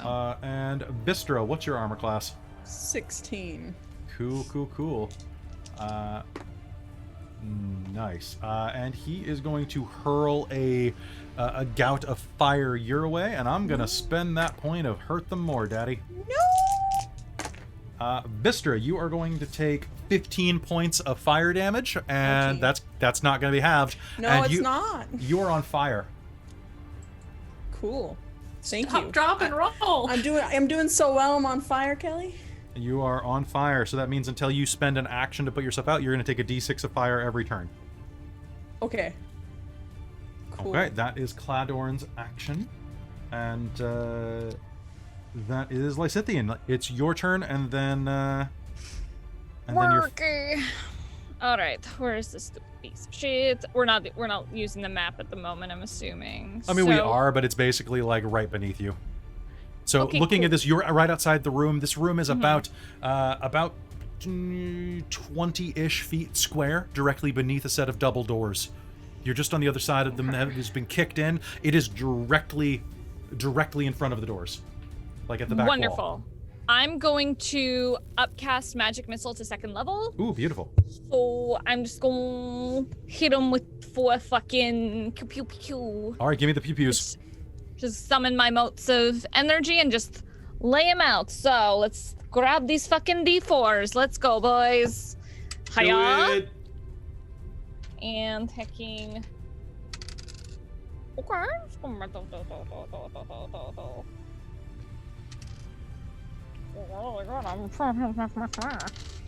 okay, it's going 4, 10. 18 points of damage. Perfect. All right. 4 of your magic missiles fly through the door and slam into its frame, and it's going to make screaming noises, almost like a masochist that's enjoying it a little bit too much. But it is going to hurt it more than just about any blow that it's taken so far. And Jartha, what is Jartha doing? Jarthra is going to multi-attack with their longbow. Okay, go ahead. So that's 2 attacks. 2 attacks, yep. First one I rolled a 3 plus 5. That's an 8 to hit, so I'm assuming that's not going to That's fucking not going to hit. hit. An arrow flies by and hits the wall, shattering one of the tablets. Rolling next to like dicks. But hold on. 12. 12 is going to be a miss. Nope. The arrow embeds itself in the side of the wall, and it's... Callie, you're up. Okay. Well, Callie and Grug. Yeah, so I think Grug is going to take another swing at it. 2 swings at it, in fact. Though he is on fire, and he's not a barbarian, so he's not raging and thus kind of stupid with it. Mm-hmm. I think he's far enough away from it that he's going to dodge backwards. Sounds good. He's going to take 2 more points of fire damage at the start of his turn. And try and roll that sucker out. Okay, sounds good. So he'll take 2 more, but then he will roll it out. Okay. And Callie is going to pull an ice knife. I think. Probably a good idea. Would that count as magical? Yes. Okay, cool. So long as it does ice damage. If it has a damage that is not bludgeoning, piercing. Oh. It's a spell that does piercing. So, But doesn't it explode and do cold damage? it says if it's a magical attack then. So yeah. So, yeah, so it is a... Yeah, it would, because... It's a ranged spell attack. Damage resistance are always from attacks that are non-magical. Okay. So a spell would be a magical attack. And if that's wrong, if I'm somehow reading that wrong, tell me, but that seems like the reason the casters exist. Yeah. Okay, so I'm going to throw an ice knife at him then. All right, throw an ice knife at it. That is going to be 24 to hit. That's going to be a hit. Roll me damage. Okay, so that's... 10. And then it gets to make a save. Yeah, so that is... Nat 20. Great. So that's 8 piercing damage with the ice knife itself, because it did hit him. And the explosion does half. So... Yeah, and then... No, he dodges. Oh, it does. Oh, yeah, you're right, because it's an all or nothing. Yeah. All right, so an ice knife flies across the room, slamming into the side of its shoulder. It's going to snarl and dodge out of the way as the ice explodes, knocking over some of the... God, there must be at least 92 of these tablets exactly in this room. Yeah, I think he knocks it off of him or something before it explodes in him. All right. It explodes behind a set of these tablets, crumbling them to the ground. And, all right, so then it is Grug put himself out. Are you doing anything else with your turn? Yes, I will bonus action turn into a direwolf. Okay. Sounds good. Because that gives me a magical attack. Okay. So, 1 sec. Someone told me how I could make it so your thing could change, but I didn't do it. Are you going to use your move action to get into the room? Not yet, no. No point if I can't attack as it, so. Okay, so you can be in friendly spaces still, so that's fine. Location controlled by... Boop. Okay, so Callie, I'm just going to move you kind of like into this room where you can kind of see yourself. Okay. All right, so you're going to turn into a dire wolf. Katerina, you're up. What do you do? All right, so she is going to go into the room. She's gonna go up to this thing, and she's gonna poke it. Okay. She's gonna poke it with a rabbit. With a rabbit. I don't think it's gonna be very effective, but you can try it. It might be its vulnerability. Actually, I'm going to rescind what I'm gonna do something else instead. Okay. Because I just realized that I still had this thing. I'm gonna shoot it. Okay. with a laser pistol. Okay, you're going to try to use the laser pistol. Sounds good. Yeah. So you are shooting from the doorway? Yeah. There goes my D20. Bye. Yeah, I'm going to shoot from the doorway. Okay, tell me what you get. All right, so I got a 16 on the D20. Okay. All right, so that is going to be damage. I believe that is... All right, so... Okay, and I will roll out the damage then. Cool. I told you how much damage it was, right? Yeah, 3d6 radiant. Okay, sounds good. Go ahead, roll it. Here we go. And add your dexterity to the total. Okay.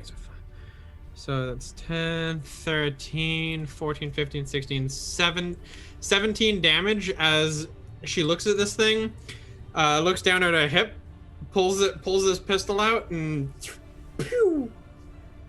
All right. Are you gonna? You only have one attack per turn, right? With that, yes. Yeah. Okay. All right, with my rapier and dagger, I can do 2, but with that, I think I can only do 1.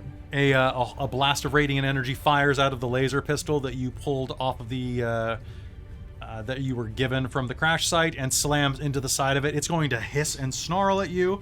And can I just duck back behind the door frame? Yeah, you can go into complete cover. Okay, perfect. Okay, it is Harwar's turn again. Harwar is going to snarl and throw another bolt of radiant. Fucking hell, Harwar. All right, that's not gonna hit. Dude, he sucks.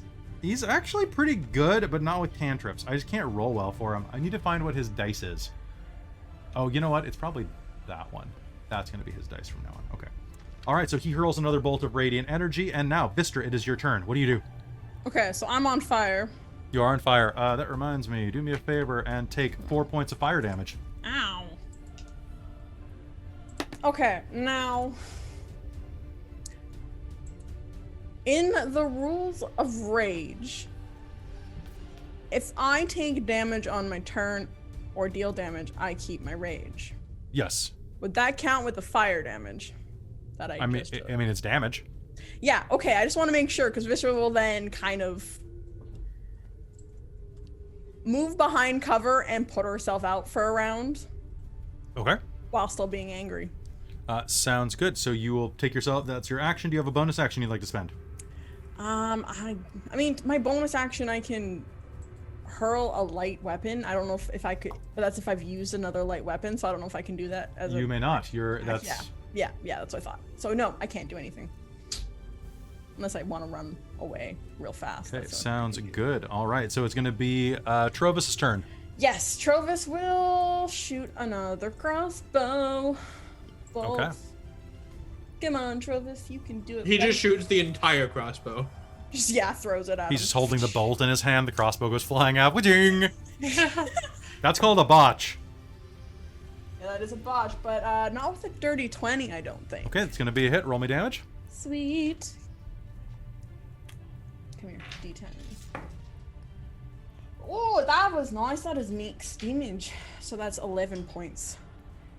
All right. So... all right, now it's my turn. He is going to rush forward to, we're going to say to here, and is going to... perfect. Is going to laugh and hurl 2 bolts of flame. Grugheim is going to take another 10 points of fire damage, followed by another 8 points of fire damage, and is on fire again. Maybe we shouldn't have opened this door. And he is going to take cover in this corner. All right. How many hit points does Grug have left? A few. Okay. Don't forget, you can always use Stone's Endurance. Wait, what? Stone's Endurance. You can roll a d12. Yeah, it wouldn't have prevented Kivea from surviving the fall, but. Okay, you know what? I'm gonna do that to reduce that last 10. Okay, so The what is it? D12. You roll a d12 and ignore that much damage, if I'm not mistaken. Yeah, so I rolled 9 and you add 3, so I'm ignoring 12. Okay, sounds good. All right, So Jartha that last and 10 did not happen. Sounds good. Jartha and Lysithian, you are still on fire, but Jartha and Lysithian, you are up. What do you do? Okay, I'm going to... what do I want to do?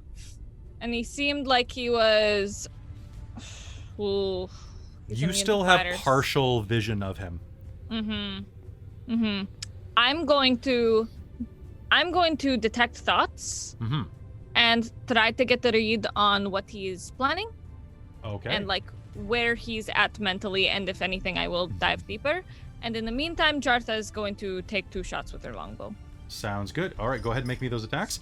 And then I'll tell you what happens when you touch a devil's brain. 15. 15 is going to be a hit. Roll me damage. Cool. And then it's going to be 18 on the second one. That's going to be 2 hits. Roll me damage, please. Cool. I just wanted to save both of them. No, I know. So It's a good idea. Back to back. Okay, it's going to be 2 damage on the first one because I rolled a 1. So we'll also say that Jather just gets into position so that she doesn't have cover. Yeah.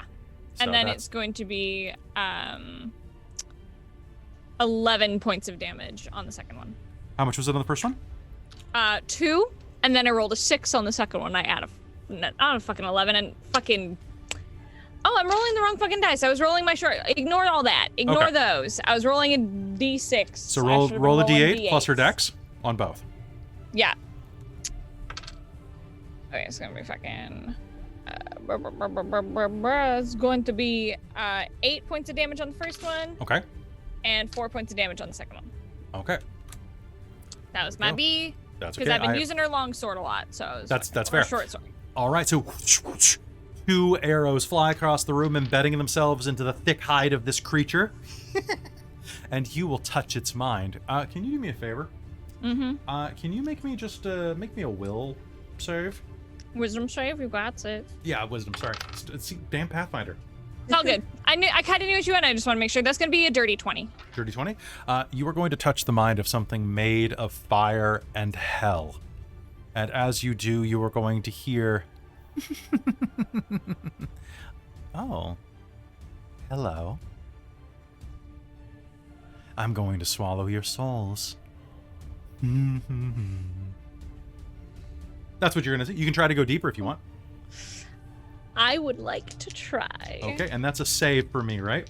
Yeah, that is going to be a wisdom save. Okay, you are actually going to succeed against all odds. Really? Yep. I have. You got lower than a 15, damn. Yep, because yep. Okay, that's fine. My luck ran out. Okay, so what are you going to ask it? What's the question you're going to ask? I have multiple, but I'm just like, okay.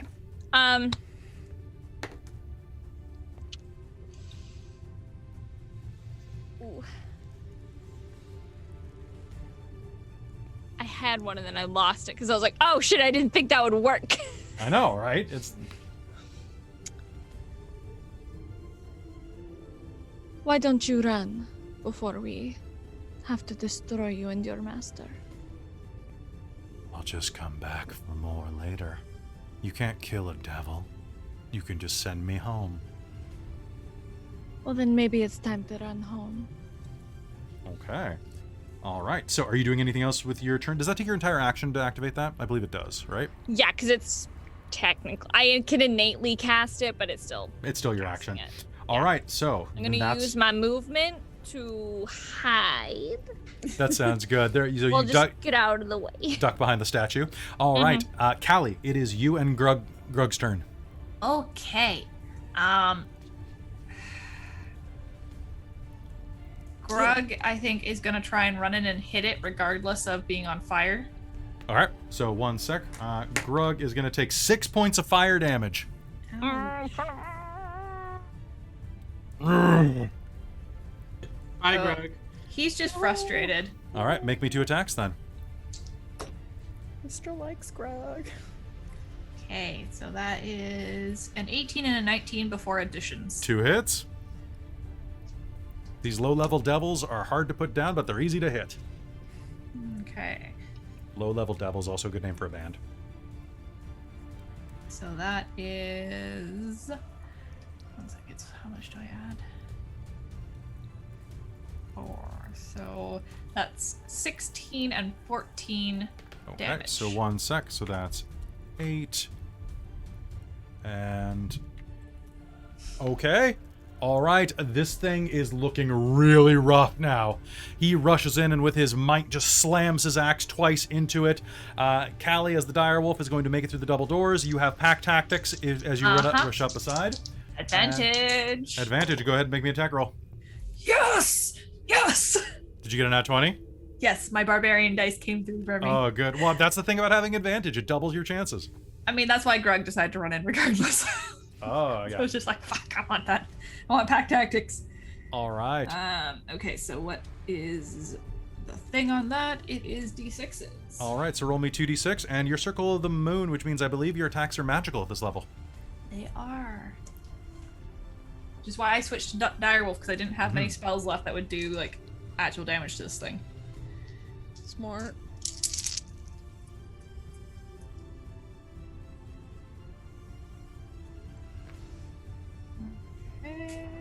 Oh, that's nice.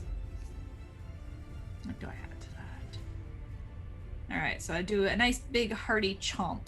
All right, give me the damage.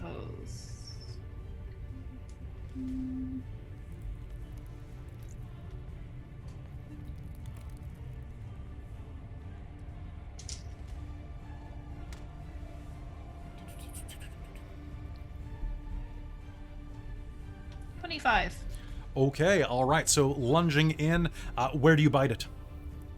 I'm gonna go right for the face, I think. And one last question: how do you want to do this? I want to rip its face right off. All right, you rip its face clean off, exposing the ichor and bile beneath, and in a puff of brimstone, it vanishes with a voice that echoes through all of your minds. I'll be back.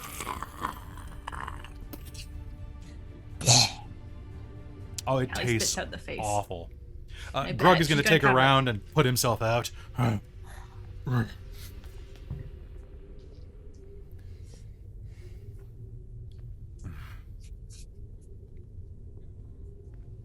Everybody okay? Whew. It was quite a Yeah. fiery feint there. Yes, it was a devil. I got in its head and it was nothing but empty threats. It's going back home. So, the quicker we do this, the better. I don't know how fast those things can usually come back. Yeah, we don't want that bastard to come back and give us more trouble. Allie's gonna like kind of sit back on her haunches and just go over and scratch Callie's direwolf head. Because she can remain in this for 3 hours now. Wow. Okay, so Lysithian, you walk into the room and scratch the head. Is anybody else doing anything? You just taking a break? Taking a break, yes. Do you want to take a breather? Yes. You're going to try to take a short rest? I said breather. I didn't say short sorry. rest. I'm just reaching for my dice. No, I know you are. Has it been an hour since our first fight? Because that's when I cast mage armor. It's so I been just wanna... from your first fight. It has been, I would say, about 45 minutes. Okay. So you took a 10-minute break, and then the fights honestly took about a minute or two each. Yeah. And then your conversation with Grandolpha probably took 10 minutes. Okay. So I'm going to round up to 45 minutes just because. Okay. I just wanted to know if I still had I'll say 40. I'll say 40. You're about 2/3 of the way done with it. Okay, cool. Just wanted to check. All right. So you're just taking a quick breather. Looking around the room, there are a good 90-some of these tablets spread around the room, all scratched with a strange language. Does anybody speak Infernal? Do I do. So, glancing around, Lysithian, you are going to have your eye drawn. This is a manifesto. Each one of these tablets is a manifesto. The same one, written over and over and over. Do you read it? Yes. Each of these tablets is so heavy that you're just going to probably look down at them. They're about 50 pounds each. 1 foot wide, 1.5 feet long, and 2.5 inches thick. Written in Infernal, you will see writing that it reveals Asmodeus, in the guise of the Deep Duerra, is using the Duergar to further their own interests.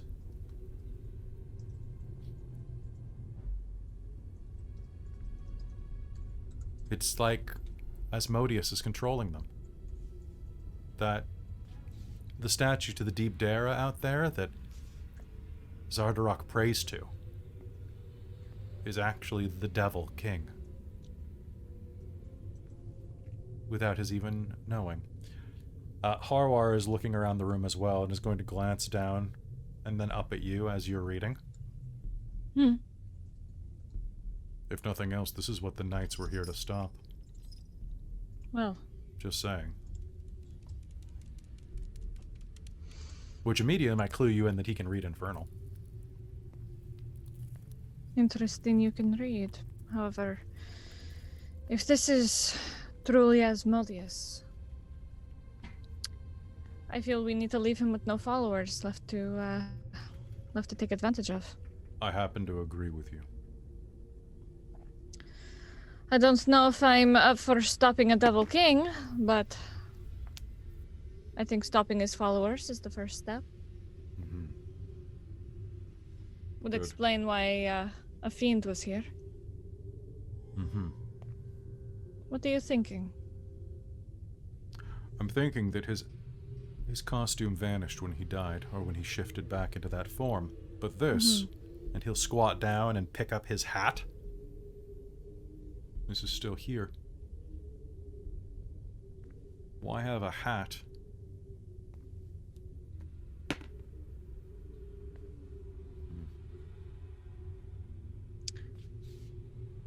Can I make an Arcana check? Sure. To see if I would know if it was anything magical? Sure, you may, because you were there when the door opened and when he was struck. So go ahead and make an Arcana roll. Because I Hayden think I know what it is, but You probably do. No? I rolled a 3 plus my Arcana. That's 10. You want to use your inspiration? Ooh, do I? On this? Unless Callie someone wants to roll? buy me. Sure, Callie can roll. Because Christine thinks she knows what this might be as well. Yeah, like I think I know what it is, but I'm like, I'm gonna save my inspiration. 17. Yeah, it looks like the he shapeshifted the moment the hat was knocked off his head. Okay, so it might be like a perma shapeshift, like sort of illusion spell on it. Yeah, something like that for sure. Yeah. If we had time, I could identify it, but Well, and see what's really Do I going on think with it could be dangerous at all? I mean, maybe. But Potentially. probably not. With a 17, I'd say that it's probably magical. But dangerous, I mean, it's a coin toss. It was held by a devil, but that doesn't mean that everything they use is dangerous. Sometimes a mundane magic item works just as well as a devilish one. Does Callie think it would be dangerous? I think it would be, honestly, she probably thinks it's a coin toss. It was on a devil, so, I mean, if you round up, yes. I think that Callie would think that it's probably magical, and that could mean a lot of things. Okay. Callie's gonna kind of snuffle at it and then kind of try and mime almost that, like, prodding at Hawarwar's head and then kind of like acting like it got knocked off and going. So you think it was an illusion of some kind? Like, doggy shrug. do you mind? I'm going to take it, if you don't mind. I'd like to identify it later when we have time. Yeah, guys, we should probably get going. Otherwise, No, we should definitely get take going. a rest here soon. I'm profusely bleeding, but I think we should keep going. Sure. Here. Sure. And Harwar will hand you the hat. I'll put it into just my satchel. It's probably useful. Try not to lose it, okay? No, I want to keep it and I want to study it if I can and see if I can understand it. Maybe rework it into something that we can use. Can Vistra insight check Wawa? Sure. Sure. He doesn't trust anything about Wawa. That's gonna be an 18. He seems pretty sincere. Okay. Maybe a little condescending, but that's just kind of him these days. Mm-hmm. Like the don't lose it line maybe narrows your eyes a little, but he freely, like Lysithian was like, do you mind if I take that? And he like paused for a second and went, handed it over. Yeah, she was just looking to see if like he had like some recognition that would like bear ill will to giving it to Lysithian and stuff like that. But not that you could see. Okay, cool. What's with that look? He says, locking eyes with you across the room. I've said from the beginning, didn't think you should come here, but... Well, I'm here now, so you might as well trust me. I will.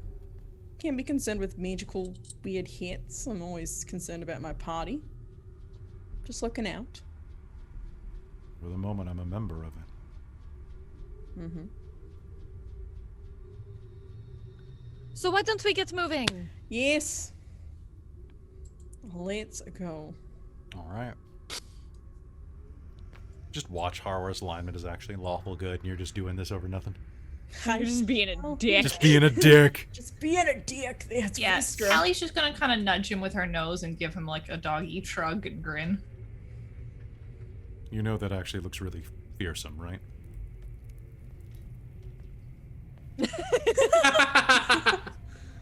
And gonna kind of, you know how dogs can kind of make that almost huffing sound that sounds a bit like laughter? Yeah. Mm-hmm. It's pretty cute. All right, so moving back into the room, what do you do? Where are you headed? What you doing? What are you buying? What are you selling? I don't know. What do you want to buy? Do you have any health potions? Yes. I want to buy a watch. Got any grapes? Yeah, okay. Yeah. All right, so is anyone doing anything else around here? No. No. Okay. What's everybody's, remind me what your passive perception is? 15. Uh-oh. 17. Okay. 18. 11. Okay. Big brain. Oh, big brain moves over Big here. brain. It's okay. Sounds good. In my other fucking game, my passive is shit. Okay, well this says only if you're actively looking for something, so hey. Boop, boop, boop. All right, so there is a door to the north as well as a pair of doors to the west and east. A quick search of those rooms reveals nothing inside of them, though. I'll give you that right off the bat because it doesn't matter. Okay. I don't actually know why they're there. Let me remind myself. Doop, doop, doop. Actually, if you check those rooms, you'll find that there are winter clothing. Actually, you know what? Yeah. Are you gonna check these rooms? Yeah. Yep. Sorry, Sure, my I'd bad. love to. I actually didn't. I didn't read the sidebar because they're not numbered. You're fine. Quickly checking the rooms, you'll see that there are 2 storage rooms, heaps of cold weather clothing, and a dozen pairs of snowshoes. The northeast room contains piles of weapons, including 6 war picks, 9 war hammers, a dozen javelins, 10 heavy crossbows, and a great axe. Ooh, I'm gonna take one of the heavy crossbows. Okay. Are you proficient in heavy crossbows? Oh no, I'm only proficient in light crossbows, so I'm gonna keep mine. You can take it. Compared to her, like great axe, what does the war hammer and the other great axe look like in quality? A war hammer looks like it does a D10, I believe, and the great axe looks about average. It looks about average. Cool. Vistra will pick up the war hammer. Okay, sure. Not You bad. can grab a war hammer. I'm just gonna move Callie down here. Okay. What are you guys doing?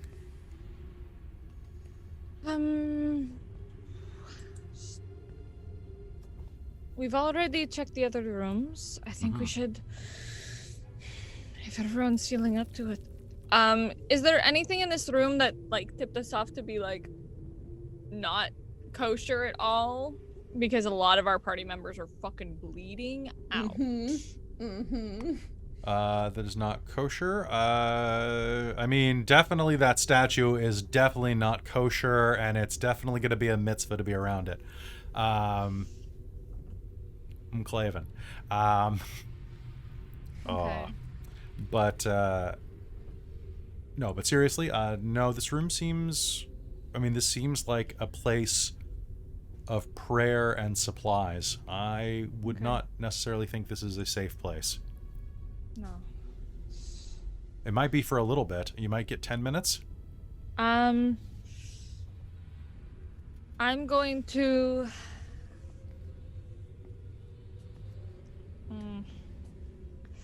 While people sit down, I'm going to ritually cast. I'm good on like hit points, so I'm going to ritually cast alarm. Okay. Just around us, so people can just sit down, and if anything pops up, like it'll. Sounds good. Just go around with my silver wire, just casting the spell and just muttering to myself. Sounds good. So we are gonna take a short rest? If you want to take a short rest, now's the time. I put up an alarm, so... I would love one, yeah. Yeah. So how long does ritual casting that take you? It takes 10 minutes to do it. Okay, so you're going to be in here for 20 minutes. So...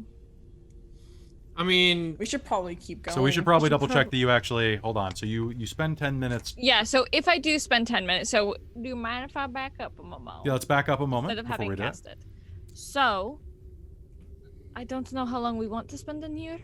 I can cast something. It will take about 10 minutes to cast it. That will protect us. I could also cast the dome. But it is up to you guys if you want to keep moving. A lot of you are not looking so hot, so it is up to you.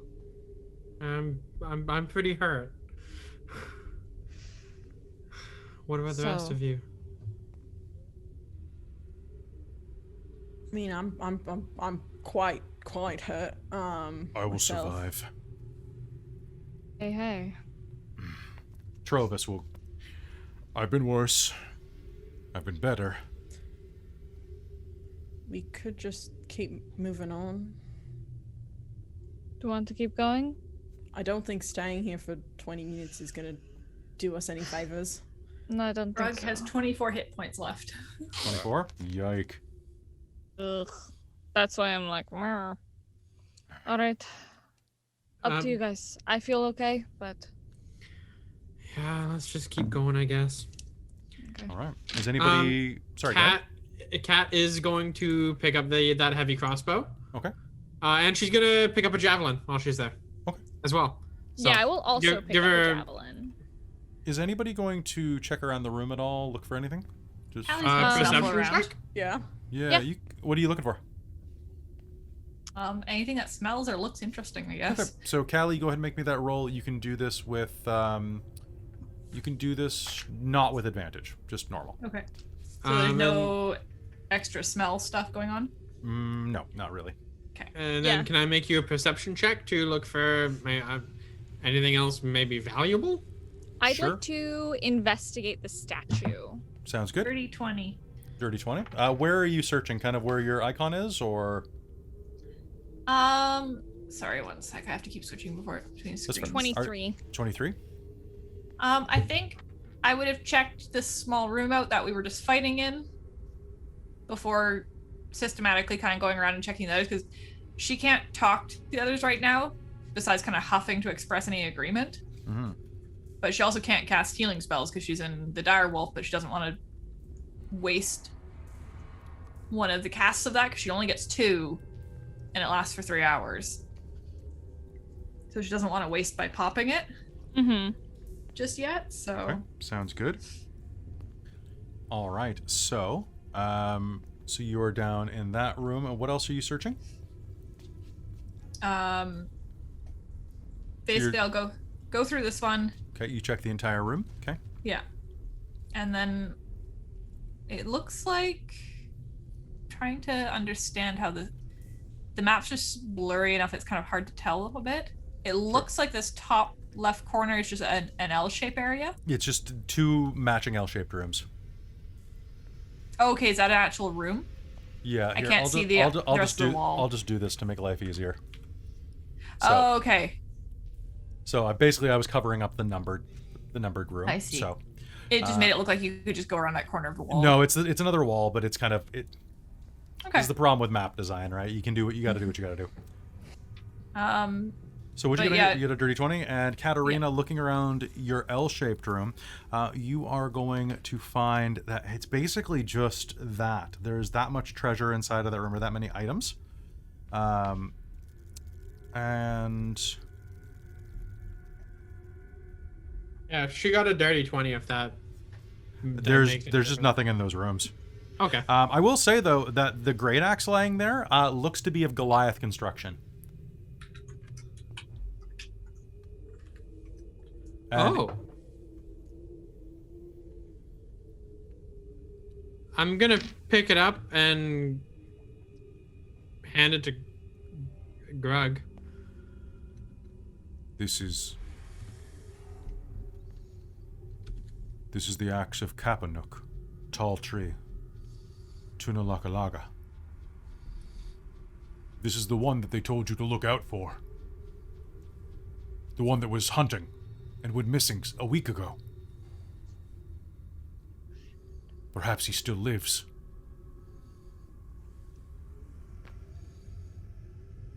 I hope that they have not turned him into a creature as loathsome as this. He gestures at the mind flayer that's cowering in the corner. Callie, as you're sniffing around the room, you're going to catch a soft breeze. Well, not a breeze, but a little billow of the smoke that clings to the floor of every room of this place, coming from this wall. The wall just above the room with all of the tablets.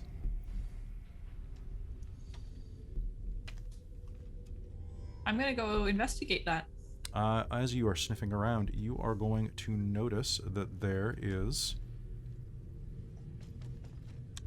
a 5-foot wide, 10-foot tall stone door built flush with the wall. Just gonna chuff to the others a bit to try and catch attention without like actually making a loud noise.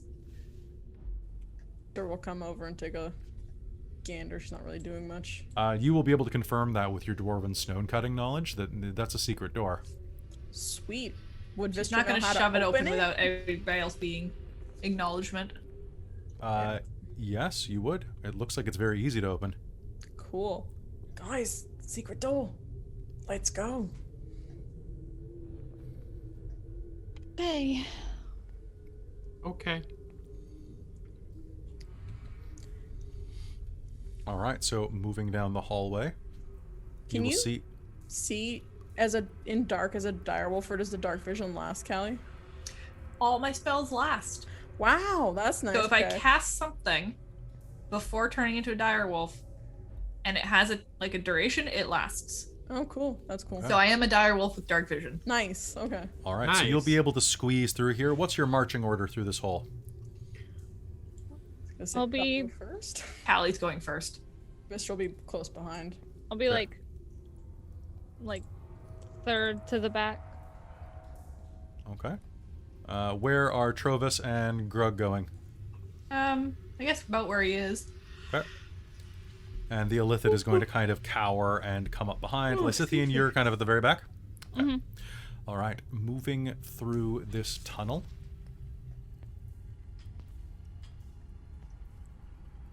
Okay, just one moment. As you reach the other side, you can see that there's another one of these doors that looks like it swings inward. However, there's a bit of a catch that you could pull with your teeth if you wanted to. And, ooh, we have to hydrate, guys. Oh, we're being, like, mega rated. Hello, guys. Sorry, we didn't look down. Oh, shit, we just got another raid, too. Oh, shit. Hello!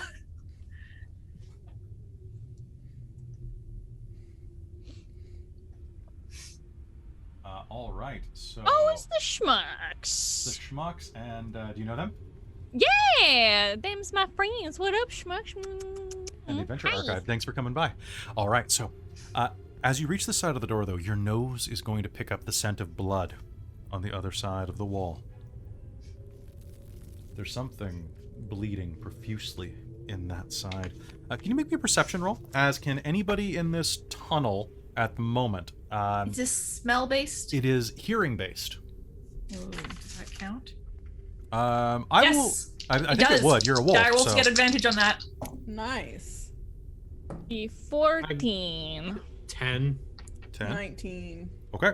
So you're not in the tunnel right now, Lysithian. Shit, you right. You're right. You're right. All right, so the two of you in the front, the Vistra and Callie, are going to hear a female Duragar's voice. Ah! Ah! And the sound of sizzling meat. In Dwarven, you will hear, "You nothing." Yeah. We'll see about that. You know what? It sounds horrifying enough that that person's probably an ally. Mm-hmm. It's Callie doesn't understand Dwarven. Okay. So, you know what? She's going to charge out. Okay, pulling the door open. Let's roll initiative, everybody. Yeet. Wee. Wee. Okay. I rolled a 1. That's a 4. Oh no. Okay. Necromancer Fuck BFF you, dice Goblin came Slayer through for me. dice. Nat 20, so that's 24 on initiative. Okay, so hold on one sec, guys, while I prep this battle. No, that's the wrong button. There we go. That's the right button. Press the button, Kelly. Press the button, Kronk. Okay, so going from top of the initiative, as you push into the room, you will see this braziers of glowing hot coals heat and light the room ahead of you, the walls of which are lined with closed iron sarcophagi standing on end. In the middle of the room, a Duergar has been shackled to a chair. Her flesh is covered with blisters, and a pair of hooded Duergar prod her with iron rods, glowing white hot. Her skin sizzles in the dim light, and she bellows in agony. All right, so let us do our initiative checks right here. Initiative. All right, above 20. 24.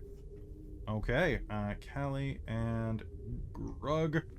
All right, 19. I got dirty 20. You got dirty 20. Okay. Yeah. So that is Cat. All right, 19, 18. 19. 19, okay. Vistra.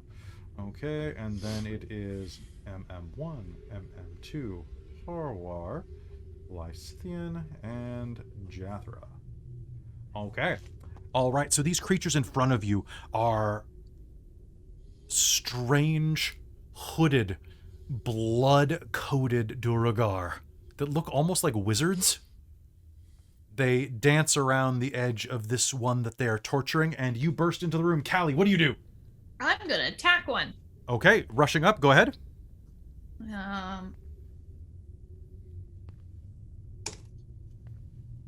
That is gonna be. Where's the bonus? 19 to hit. 19 to hit is going to be a hit. Go ahead and roll me damage.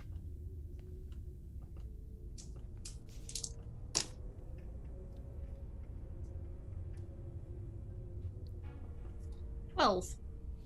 12 damage. Damn, that's good. Okay. I burst in and take a big chomp. Okay. Oop, what am I doing? Boop. Okay, so bursting in. I'm assuming you're going to the one up here, so that is... Boop. Okay, biting into the side of this one, you deal, you do 12 points of damage, rending into its flesh as you pounce into the room. It's going to scream and wave one of its hot brazier irons in your face. Ah!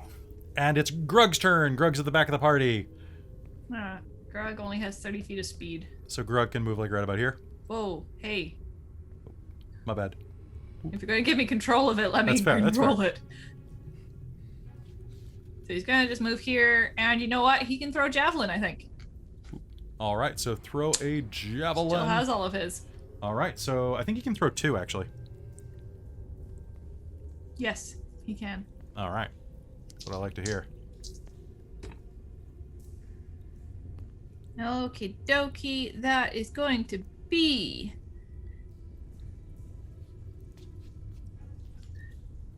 +6, so 21 and 20 something. Does it matter?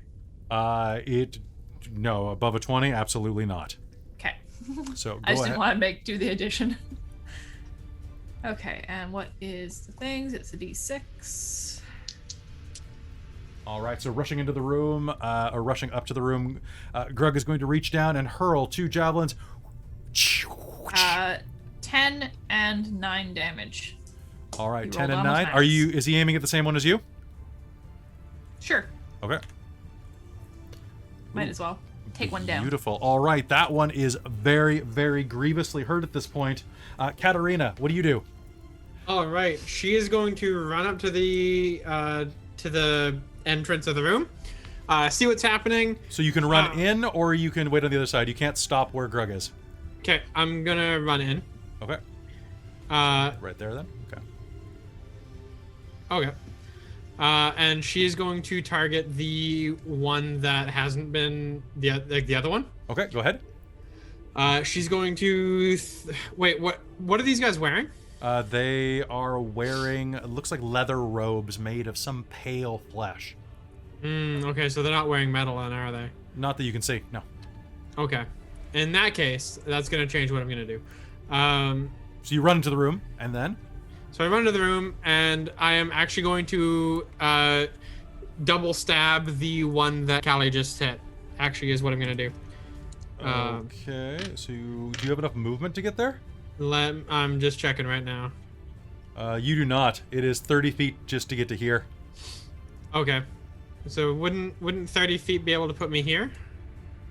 You can't, like, stop in an ally's space. Oh, okay. So it's like 30 feet just to get next to the one that's chained up. Okay, cool. I'm gonna shoot it with a crossbow. Okay. So rushing into the room, you will see them kind of kitty-cornered across from each other with this bound Duragar. You raise your crossbow and fire. All right, so that's going to be a dirty 20 to hit. Okay, are you attacking the one that has been hurt or that has not been hurt? The one that has been hurt. Okay. That is going to be a hit. Go ahead.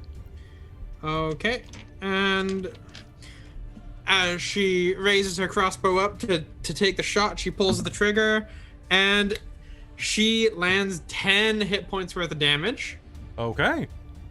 Fantastic. All right. Your crossbow bolt is going to fly, and as this creature sees you duck into the room, the last thing he sees is a crossbow bolt punching into the back of his skull. Oh, I forgot to add my dex onto that, but I guess it doesn't matter. Were you using... Wait, hold on. You didn't add your dex. Were you using the heavy crossbow or the light crossbow? Oh, yeah, the heavy one. Okay, you didn't add your proficiency to this, did you? No, I did not. Okay. All right. So, what do I add damage-wise to that? Still dex? You had your dex. Oh, okay, cool, yeah. So. But, I mean, you killed him with the 10, so that's good. Yeah, there we go. All right, are you using a bonus action? No, that's it. All right, sounds good. Vistra, you are up. What do you do? I'm gonna just wait. I have to see if I can probably run into the room beside him. With your... Oh, that's only when you're raging you get the extra movement. I have 35, so I'd make it. You have 35 normally? Yeah. Okay. All right, so you can rush up next to him. Cool. Oops, there's mine. Let's grab myself. There we go. And I'll take 2 swings at him with my great axe, and I will attack recklessly to get advantage. All right, go ahead. We will see how this goes. Oh, baby! That is a crit on 1. Oh, nice. All right, so rushing forward, you're going to catch him a bit off guard, and you were going to... a 22 for the second one. A 22 for the second one will hit. Roll me damage on both.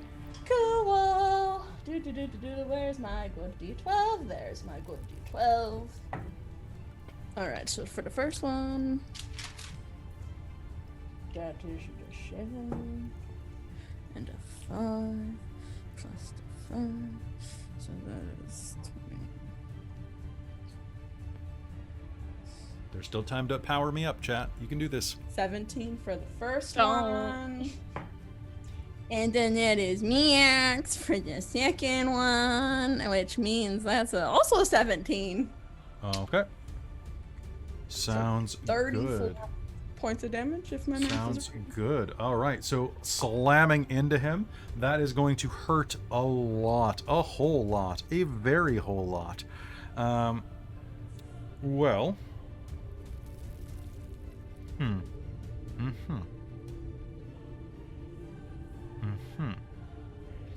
All right, he is going to snarl and strike out at you because that is fair.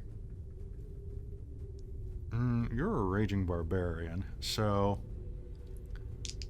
I mean, not right now. I'm not raging, but you used reckless attack though, right? Yeah, I recklessed. Cool. All right, he is going to turn to you and lash out with a dagger. That's going to be 2 hits, first of all. Ouch. Slash. And that is going to deal 6 points of piercing damage. So 12 points of piercing damage. Ow. You are not raging presently? No. Cool. That's good to know. All right. You are also going to take 10 points of poison damage, which is going to reduce to... Oh, pardon me. 10 points of psychic damage. Oh, psychic. That dice... and then another 12 points of psychic damage. As he stabs you twice with this dagger, and you feel poison seep through your veins. But poison normally stops. You're a dwarf.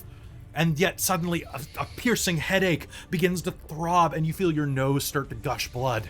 Yeah, definitely. Like pouring blood, like super pouring blood. Vistra is like... Oh, mind. Fucking almost dead. Mind poison. And at this point, he's going to use his bonus action to scream "Help!" in Dwarven. Ah, damn it. All right, and now it is Harwar's turn. Harwar is going to go here. Good kid. Oh, I forgot about Trovis again. You did forget. Oh, yeah, you forgot to tell me about Trovis. Yeah. So what's Trovis doing? I mean, he's gonna run as far as he can with his 30 feet of speed. But from here, you'll have partial concealment, so go ahead and roll me an attack. Oh, cool. If he uses his crossbow, he'll just do it at a +2 difficulty. Okay. Fuck. That's a 5. All right, that's going to be a miss. Mm-hmm. All right, Harwar is going to go to here. That's partial, so whoop. And I'm going to use this one. Ready? 3, 2, 1. Whoop, boom. That's probably not enough. Oh, actually, wait. That is enough. He is finally going to actually hit something. Finally. Oh, he's actually good at this. All right, so a bolt of radiant energy is going to reach out and is going to finish this guy off as he burns down.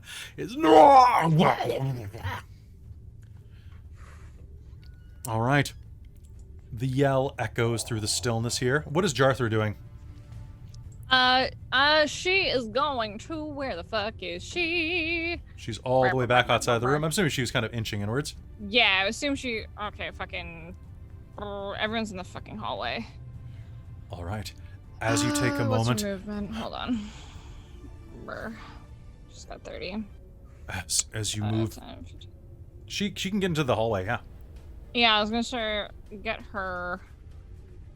Yeah, she's gonna get all up on him. Make some fucking... Make a multi-attack with her short sword. Oh, no. This guy's chained to a chair. Oh, dicks. Yeah. So the combat's over. Cool. My brain was just like, no, that's okay. It's getting kind of late. All right. So. Hi.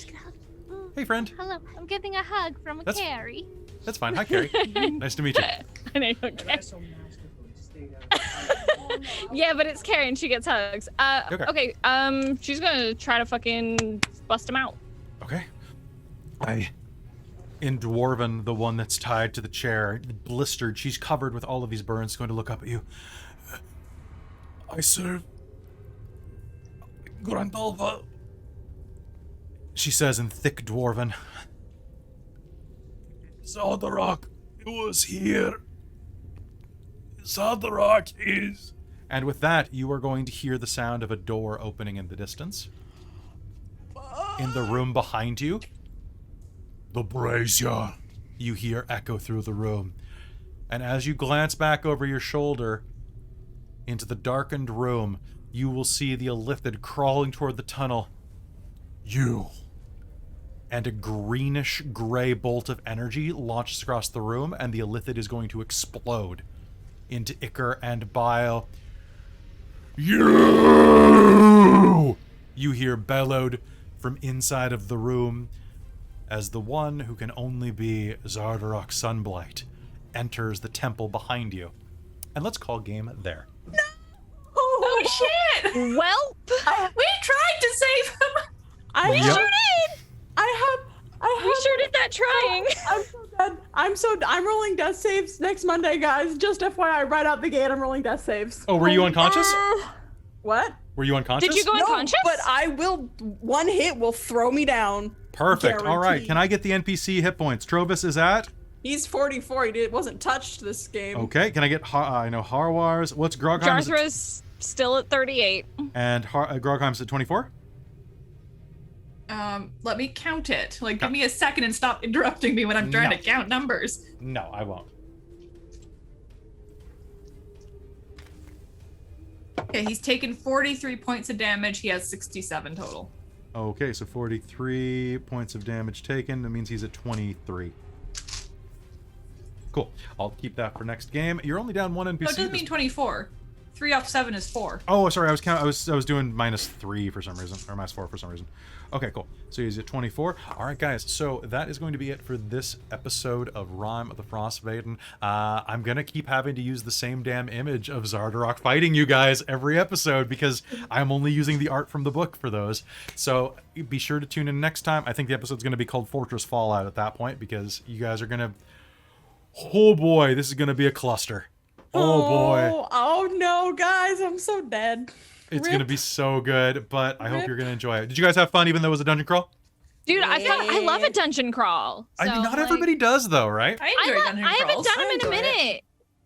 I Well. haven't done like dungeon crawly shit in any game in a minute, so I'm like, fuck you. Give me that ish. This was my first crawl, man. Was it really? Oh, yeah. I didn't send Sheen Austin through a dungeon. You guys had to go through a cave, but it wasn't cave like crawl. But I've it was a not been cave through crawl. a dungeon crawl. This is my first dungeon Oh crawl. man, dungeon crawls are rough. They are rough if you are not in a place where you can rest. Yeah. So guys, that's going to be it for us No. tonight. Thank you so much for tuning in to Rime of the Frostmaiden. We love you all. We'll see you again in episode 21. If you are new to the channel, don't forget to click follow if you're on Twitch because we're trying to break 1,000 by my birthday, which is on Friday. And we're getting really damn close. We're really close. We're really close. So help us Like, we're push 12 over. away. Oh, No, we're at God. 990 now. Oh, so are we? We're 10 away. You So only come need on. 10 more? Get us up there. Come on, guys, follow! And if you're new it. on YouTube, give us a sub and be sure to check out our other games. We got a lot of great stuff. This week I'm running almost every night this week. So tomorrow so on Wednesday we have Shards of Nirn, which is going to be they're traveling to a magical continent to look for a magic item. On Thursday we have Vampire the Masquerade. On Friday I'm taking the day off. Saturday is the Secret of Hexter House, where you get to see Christine and Robin again, as well as a couple of other wonderful players. And then on Sunday I'm taking the day off. I guess this week isn't that bad. So good. So we will see you next time. We love you all. Have a great night. Bye everybody.